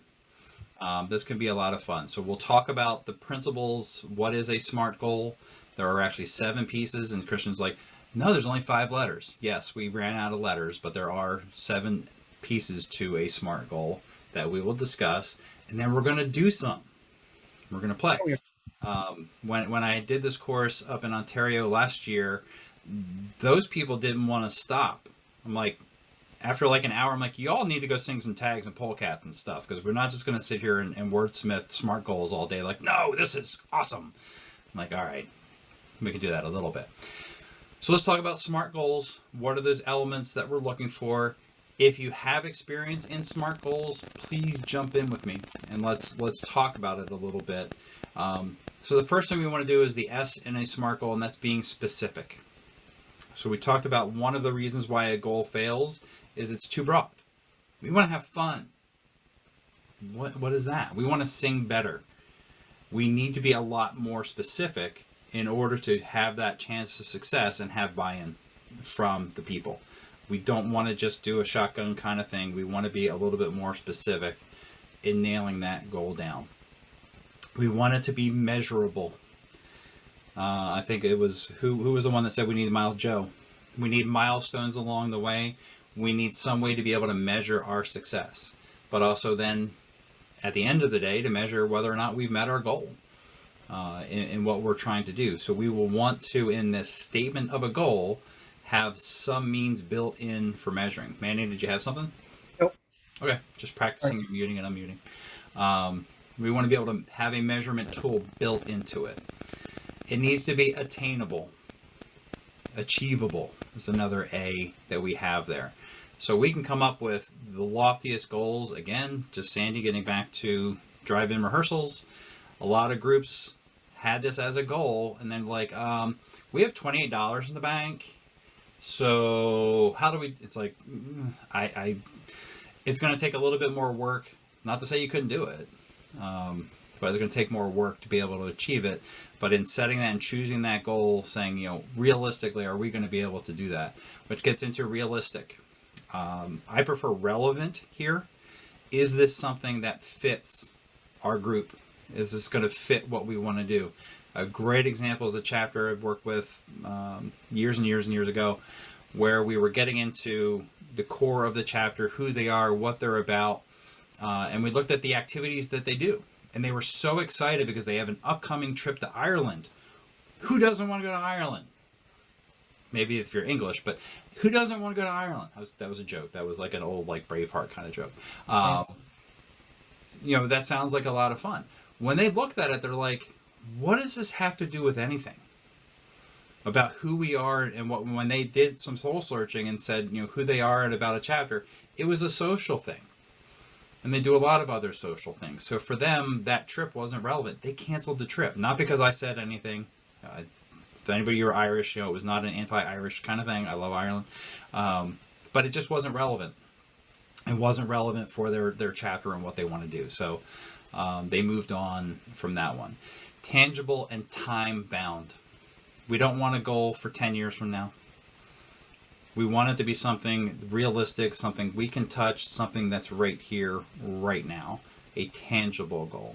So just looking at the SMART, any feedback, input on some experience you may have had with developing SMART goals in the past, problems with SMART goals, success with SMART goals, with the first 5 pieces of it. Mr. Rhodes. Yeah, obviously, I think a lot of us are familiar with this concept in our prior lives, and typically, course goals can fall into, increased membership, improvement in singing quality, increased revenues, and that sort of thing. But the thing that that challenges me, I hope most folks now, is the COVID situation. How can we, or should we, engage in,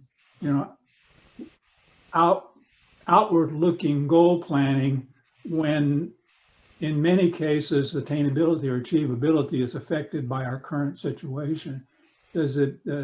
I don't know where I come down on that, and I'd be interested in people's points of view. I mean, if we, and if Sandy and Jeff and I agree that we want to increase the membership of our organization by 50% within the next 3 years, that's specific and measurable, probably realistic, time bound. But right now, we don't have the product that we offer or can offer is much different than the one that we would like to offer. So it could be a matter of ends versus means. So if you are setting your goal as something that's not within your control. So I love where you're going with it, and especially as a membership-focused person for most of my barbershop career, I'm with you. And I found myself getting really depressed when we weren't able to yield the results that our SMART goal had, because of, for one reason or another. I can't pay people to be part of our course. Maybe that would help. So what I did was I switched, instead of the ends, to the means. So for me, I embraced, here's one method for recruiting that I believed in. So one was getting out and singing in the community. And I was confident that if we got out and sang in the community more, now not during COVID potentially, but if we got out to sing in the community more, we would have more opportunities to engage people that might be interested in singing, getting our product out there, getting our brand out there, getting known. So the more I put that kind of leading indicator out there, the greater chance I'm going to have to increase membership, because I know there's a relationship between those two things. So in setting my SMART goal, rather than saying I want to, our membership will be 50 more people by 12/31/2024, I might make a SMART goal. In 2021, we have performed in public 12 times, whatever it may be. So it might just be a matter of that focus of the activity that's the subject of that SMART goal, as opposed to the ends. Hopefully that helps. Feel free to throw things at me if I'm out of turn here. But that's one of the hardest things for me last year, was all these goals that we had as groups were smashed, destroyed in minutes. It seemed every day, news was getting worse and worse and worse. So going back to that changeable, going back to our leadership roles, they're all tied in. I had to embrace that new reality that we're still in. Now I will plug, we've actually increased the size of Somerset Hills by 50% during the pandemic. Why? Sandy, we did the drive-in rehearsals. So guess who's probably one of the only choruses in the entire state of New Jersey that's singing right now? Somerset Hills. Guess what other people are doing? They're like, wait a minute, you're singing? Like, I just pull in and you hand me a microphone and I start singing? I'm like, yep, we found people. So we've been able, because we got through that grieving process, we repositioned our priorities and said, I think we can do this. Manny? Or was that just jazz hands? But it took a lot for us to get to that point, to do that. It's all kind of connected. Okay, so let's get back into the SMART goals. Let's go into those two other elements that we don't have. And again, we're writing out what that goal is going to be. We're actually wordsmithing our goal. We've gone through the SMART. It's going to be stated positively. So it's not going to be, we didn't lose, or, we only lost 4 people this year. Is that kind of passive-aggressive kind of thing? We want to say it in the positive, and we also want to say it in the present tense, as if we have achieved that goal, and when we have achieved that goal. So can we take the example that we had about increasing membership? Can someone now kind of give a shot at wordsmithing that with present and positive in mind? I'll read the chats for you. All right.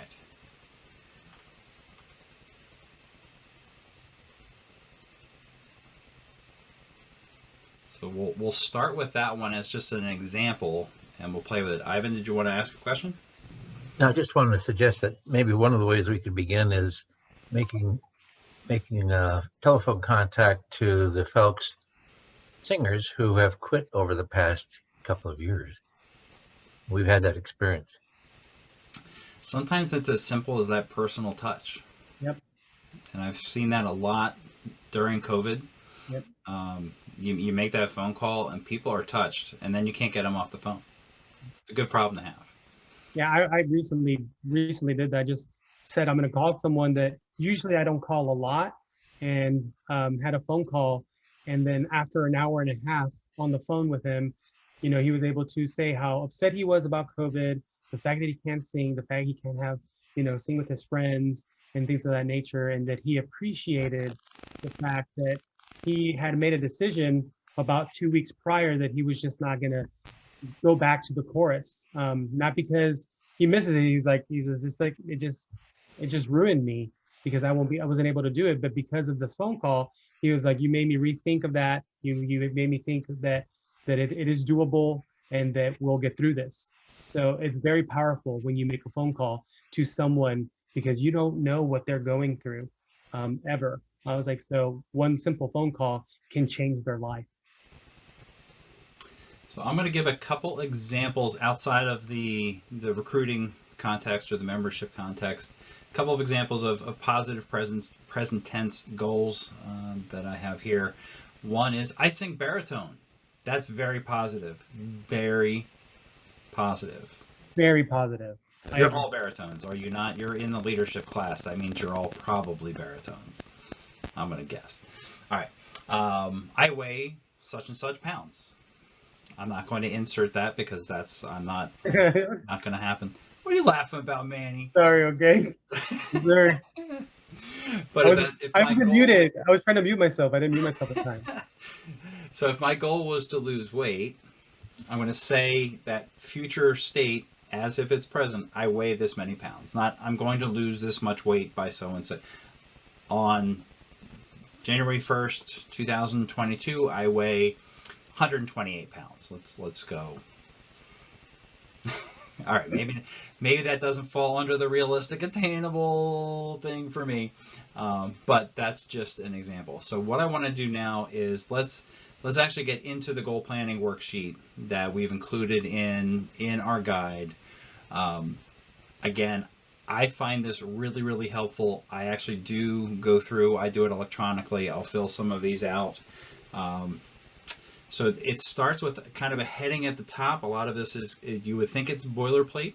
But area of the chapter. So if you were a president, you're overseeing a lot of things. If you were a music VP, if you were a chorus manager, or whatever your role may be, it might be a little bit more specific. But what area are we talking about? Recruiting. We're talking about shows, show planning, show committee, whatever that area may be that this goal would fall under.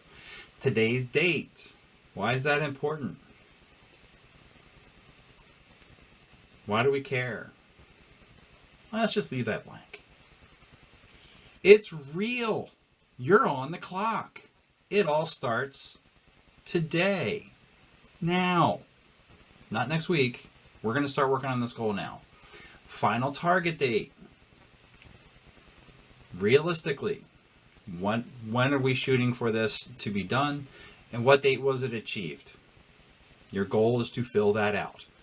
So we're going to get through this and get to that achievement. So far that's been pretty easy, right? It's just, you have to be honest. Now this is your piece of paper. This is for you to do. Nobody's going to be lording over you and looking for you to provide this to them, as an example. Now we actually write out our goal. This is the fun part of our class. Yay. Man, he's like, oh, thank God, it's about time. It's taken 20 minutes. All right. So this is where what I would like each of you to do is, let's use the chat. We're going to take a couple minutes. So in the chat, start writing out a SMART goal. Write something out, wordsmith it a little bit, fine tune it a little bit, and then I'm going to let Manny pick one that we can work with as a team. So take a minute and smart it up.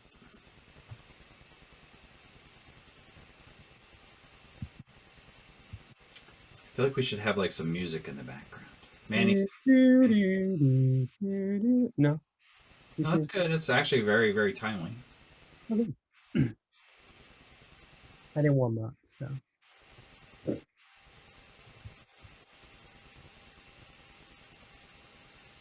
Okay, Ivan, I love it.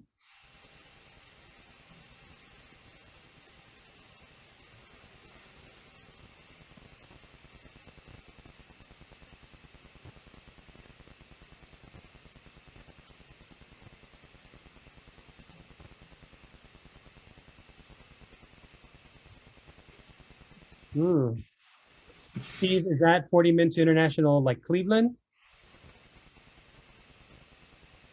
Awesome. Cool.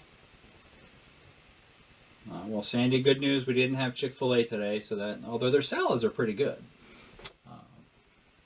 they do have some non-fried options. They have salads there? They do have salad. Their salads I like their salads. They have grilled nuggets. I am, as you can probably tell, I am a big fan. I will not lie. Very big. When I went to the Dwarf House in Atlanta, that was a big deal for me. For those that don't know, that is the original site of Chick-fil-A. This is not an achievable goal, Sandy. All right. Any more before I pick? A couple. This is good. Drive-in weekly.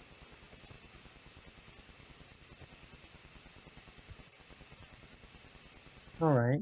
Improve our score. 10,000 in donations and grants. Nice. Yeah. I'm assuming that's dollars. Not individual donations and grants. That would be awesome. So Manny, is there any one in there you wanna play with a little bit? Well,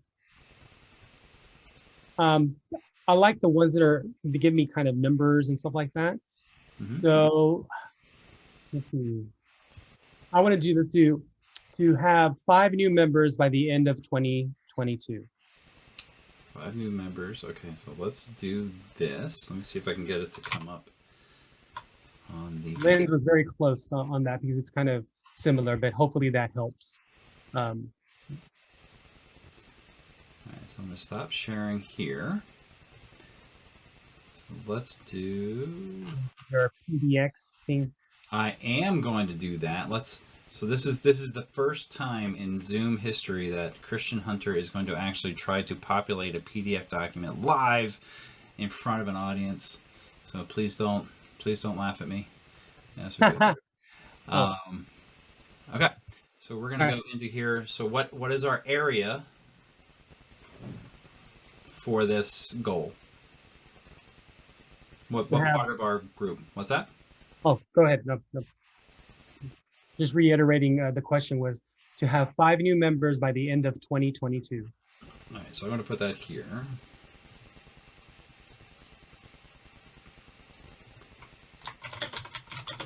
And I have a very loud mechanical keyboard that I got for Christmas. Yes, you do. And it lights up, though. It does. It's really cool. 2022? 2022, yes. Oop. Okay.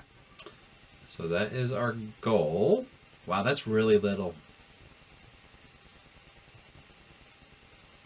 So let me zoom in. All right, what area of our group will we put that under? You know, recruiting. Recruiting. Maggie's saving her voice for later. She's going to be doing a lot of singing tonight. So I agree. Lots of tag singing. Recruiting, not recruiting. It could be recruiting. Today's date is Saturday. January 9th. Oh my gosh, it's real. We're on the clock. Boom. It's real. Our target date. So December 31st, 2022. Yep, assuming that the calendar stays with 360 whatever it is days. Date achieved is going to be blank. Don't pre-fill that. Let's not get too eager. Right. And guess what? The date achieved, can that be before our final target date? It can. It can. It can. Okay, so let's talk about this actual goal itself, and let's open things up. Feel free to take yourself off mute. Now, we're all among friends, and we're going to make this potentially an even stronger statement. So to have 5 new members by the end of 2022, is that specific? Like, if my 6-year-old son read that, would be like, yeah, I know what you mean. I get it. So are we specific enough? I think we are. Yes. Can we measure that? Yes. Yes, I can do that on one hand. I don't even have to take a shoe off for that one. So we're good. Thank you for laughing at my jokes. That really makes me feel better. Is it attainable? Yes. Is that attainable? Okay. So we think that it's very possible. Realistic, I'm going to kind of transform that to kind of relevant. Is it relevant to our chapter that we are to our chorus that we want to have 5 more peeps singing with us? Getting some thumbs up. People are just like, yes, come on, this is good stuff. Work with me. It's very relevant, like really relevant. Without singers, music's not going to be quite very good. Is it tangible? Is it, kind of, can you, if I walked into the group, could I be like, 1, 2, 3, 4, 5?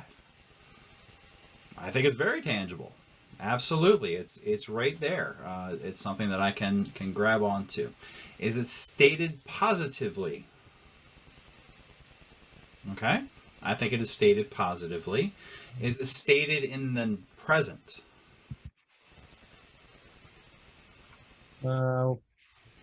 Actually, we have 5 new members by the end of 2022, so that was my fault. Oh. Where did it go? So the answer is yes. Yes. Okay, this is like a first. I don't think we've had one where we haven't really tinkered. It's pretty good. It's pretty tight. Can we find one that's not quite as tight? Right? I was like, oh man, let me go back. Hold on. Yeah. You need to go to the remedial. I want to go to the remedial class, not the expert class. Right. No, but that's as your what's so good about that statement? It's 1, 2, 3, 4, 5, 6, 7, 8. It's like 10 words. None of them has like more than 2 syllables. So it's not, it's a pretty simple, straightforward statement. I think everyone in your leadership team, let alone your chorus, would embrace that. So we talk about buy-in. I don't think you're going to have a hard time with buy-in. Okay, who here does not want to sing with new people and friends and more people? Who here does not?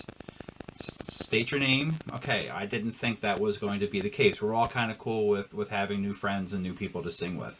That's good. Steve, I love that we're getting more toilet paper. That's awesome. So just, you know, Steve has no idea what's going on behind him.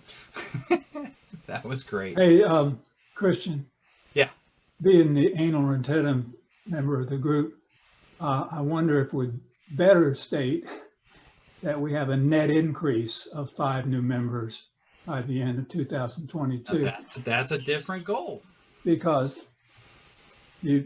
I agree. Well, it sort of articulates 2 goals. You want to maintain your current membership, and you want to add 5 new. It doesn't do you much good to lose 10 members and get 5 members. Sure. So it's a matter of, so I am not going to disagree with you. I actually had this goal when I stepped in as membership VP for my one group many years ago, and I specifically did follow what you're suggesting. I said we have increased our chapter by 10 as of, I think it was July 1st, whatever it was.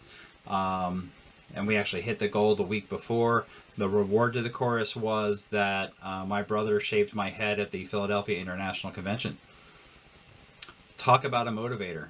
It's in the harmonizer. You can see it. This is true. So on the internet, not on the side stage, they actually shaved my head for the first time since I was a baby because the chorus grew by 10 in a year as a result. So I'm with you, but it could just be our goal is not necessarily to manage the possible loss that we may have. It's just a matter of we're going to measure how much more water we're going to pour into that bucket. We know water is going to come out, so it could be 5. We're good. So Maggie, you could take that as a possible, as a friendly amendment to your goal as well. Definitely. And one thing I will say, we are like a very small chorus. We just started. We were founded in 2019, so we're already pretty fluid and small, as I said. So it's like to lose a couple people if things come up is kind of normal for us. But if we're able to get and keep 5 people, that's a big deal for us. Even if we stay around 12 to 15 people, we're cool with that, but we're excited to get people excited. That's a great, thank you for that insight, because a lot of us have a preconceived notion we need to have the biggest chorus we ever could possibly have. And many groups are looking for a more smaller ensemble feel and might be limited in how big that they would go. If you look at contemporary a cappella, a home free or a pentatonics isn't going to be like, we want to find 5 new members. Like, no, pentatonics, that's 5. It's kind of in our name. That's what we're looking to have. So thank you for that insight. So let's move on. This was great. Usually we find an example where we can play with it a little bit more, but this is a very good example. So Maggie, two thumbs up from New Jersey on that one.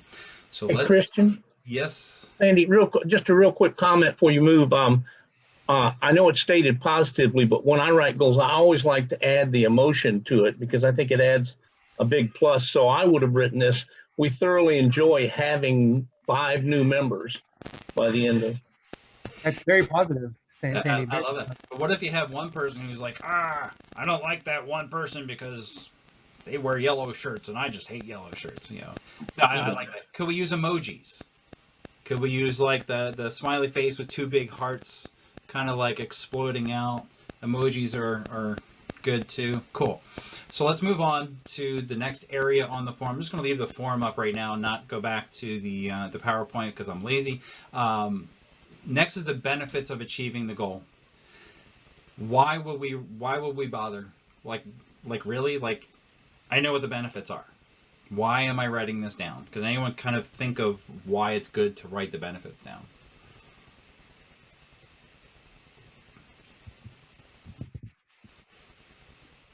could be motivation for when you're for maybe if you're in a place where you're not achieving the goal yet. Bingo. You know, this is potentially 24 months. What's happened in your past 24 months in your barbershop? Well, anything has happened that might possibly impact this kind of a thing? Yeah, and it's going to happen. I mean, look at what Sandy was, the trials and tribulations of Big Chicken, of what you're going through. You know, I've had director changes, we've had the loss of presidents, and things are going to happen. If you have this document, sometimes just a matter of, I'm going to refer back to it, and I see those benefits. It's worth it. It's worth it, because things are going to happen to make it hard. So, Rich, spot on. Spot on. So let's go through, and with my newfound skill of inserting text into Adobe Documents, what are some benefits to achieve this goal? Let's help Maggie come up with some benefits, because she's like, yeah, I don't know if this is worth it. What are some benefits? Additional revenue. Yeah, money. What would we do with more money? Have chorus can sing better.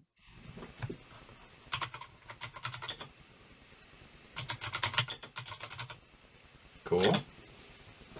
I would say going out into the community. Oh, hold on. That's good. Was it Steve?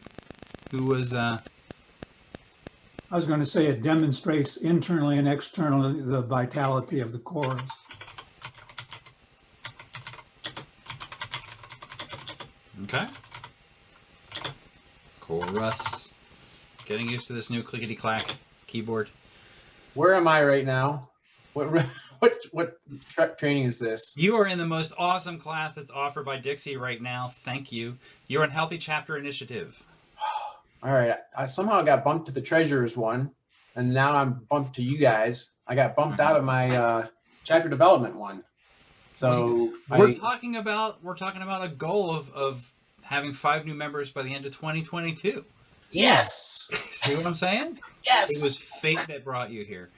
Absolutely. All right. I'll try to work this out. Sorry to have you, Andy. Sorry to interrupt, guys. Cool. So not Manny. I want some more benefits. Well, I was going to say, I'm reading the... Oh, we got one. Bigger sound, sing better. Building community. How about is that like more friends? Probably.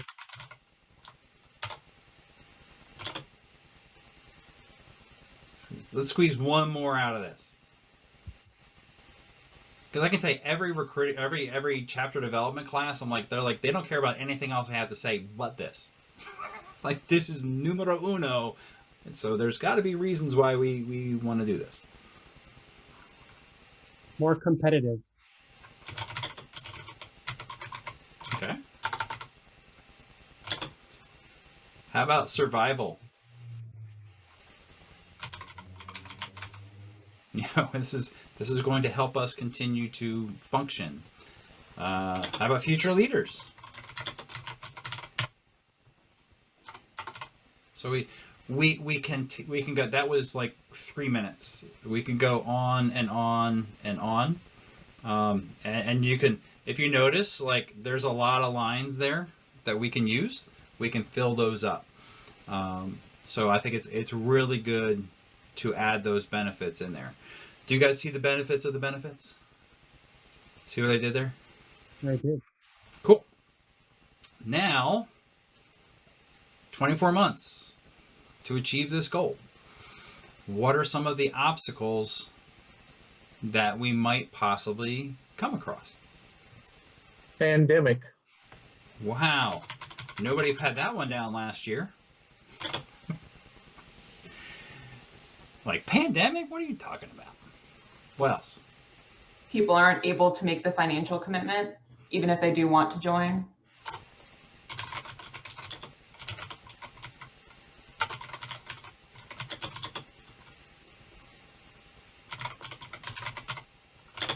Okay, financial constraints of recruits, absolutely. Joining a singing organization and not being able to sing. Okay. Why would we not be singing? Because we have pandemic.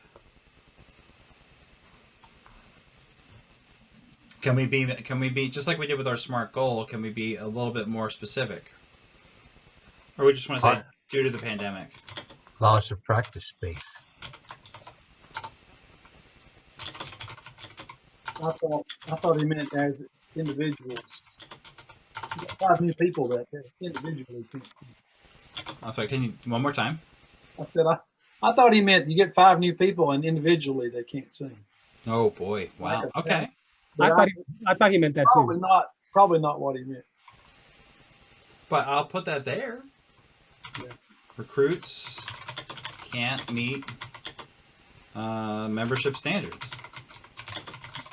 Loss of practice location. Yep, I threw that one on there.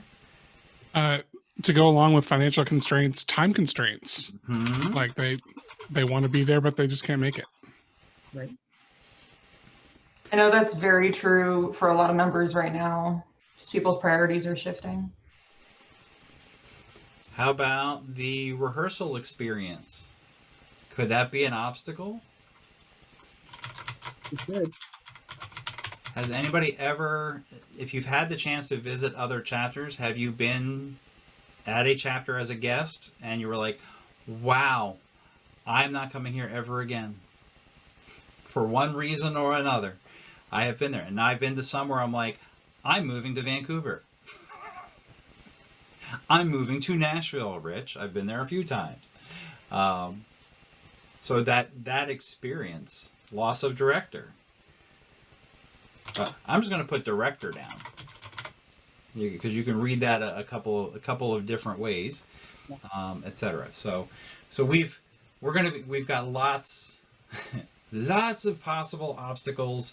There are absolutely going to be ones that we can't predict. Let's see if we can get this to fit in the space that we want. Look at that. If I had time, I would work on my formatting and stuff to make it fit a little cleaner. Maggie's like, yeah, that's just sloppy. Like my OCD's going, what? But you get the idea. So why is it good for us? Like, this is negative. I'm a half full person. I'm like, woo, go get it. Like now I'm being negative and I'm putting in all these possible bad things that might happen. Why did we just do that? You're ready. Go to Rich. I knew it was going to be Rich again. Now go ahead. No, I was just gonna say you're ready. You've conceptualized that there are going to be obstacles, and if there's no obstacles, great. But you've thought through like at least some of the most realistic things that could go wrong. Right. And it looks like we're gonna come up with some solutions, but like it gives you the opportunity to make solutions in advance so that when those things do happen, you're not like, well, there goes our goal. Can't achieve it anymore. Bingo. Bingo. So as we are working towards this goal, we can build in those solutions into our plan. So when that obstacle comes up, we're like, what obstacle? Did you feel something? Did something happen? Like, no, we're good. Pandemic? Probably not. But the rest of them, I think so. So just really quick, what are some possible solutions that we can concoct right now? So let's just talk about time constraints is a good one. What possible solutions could we have to the perception of a candidate that they have time constraints? Learn new technology for meetings.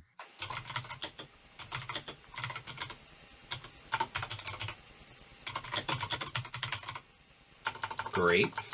So one of the things that we are going to do is we're going to continue Zooming when we're back in person. Like, wait, what? Yes, we are actually going to live stream our rehearsals. So if you can't make every rehearsal, Zoom in.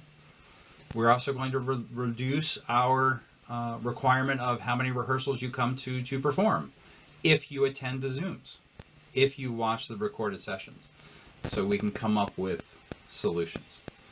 So I'm just going to leave that one there. Normally we would start mapping out many more solutions.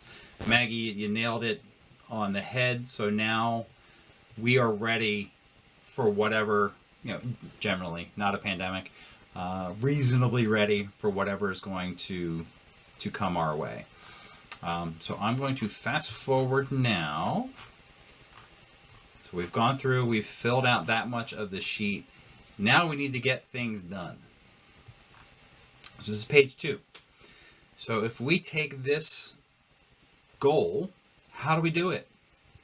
We need to break it down into pieces. And who was it? Was it Ivan before that said we need milestones kind of along the way? We need to break it down into bite-sized chunks. So what I have often found is within my goal setting, there's a goal inside a goal. They're nested. So we talked earlier about, from a recruiting perspective, well, how are we going to do this? There's so many different things that you could potentially do. We saw one of our goals was have everybody bring a guest or a friend. Or I've seen things where, okay, give your membership VP 3 prospects that we can reach out to, whatever it may be. So we have I have an increased community exposure. So what we want to do is now we need to start mapping out action steps, because now we're going from kind of the theoretical world of this lofty goal to stuff, things, action, things that we can do. What might be one of our first action steps to start working towards that goal? Guest night. So that might not be the first one. So again, the goal, the overall goal is growth. I think one of our first steps is what we're doing now, which is what are we doing intuitively? Are we not brainstorming ideas for growth?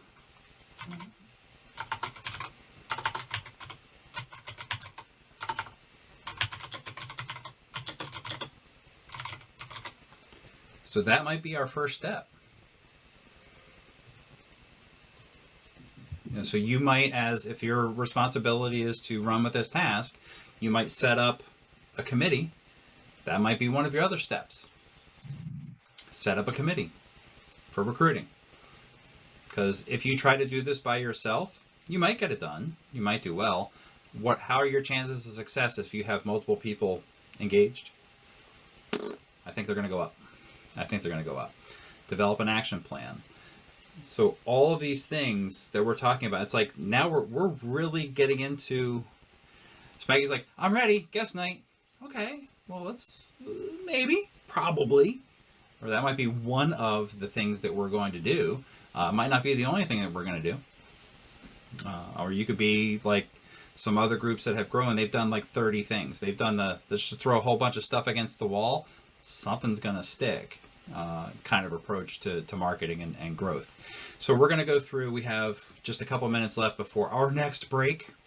So the idea is we're going to start creating, we're going to break this thing down. And as Maggie pointed out, if one of these is guest night, guess what? New goal sheet. We're going to now break out another piece of paper. What is our goal?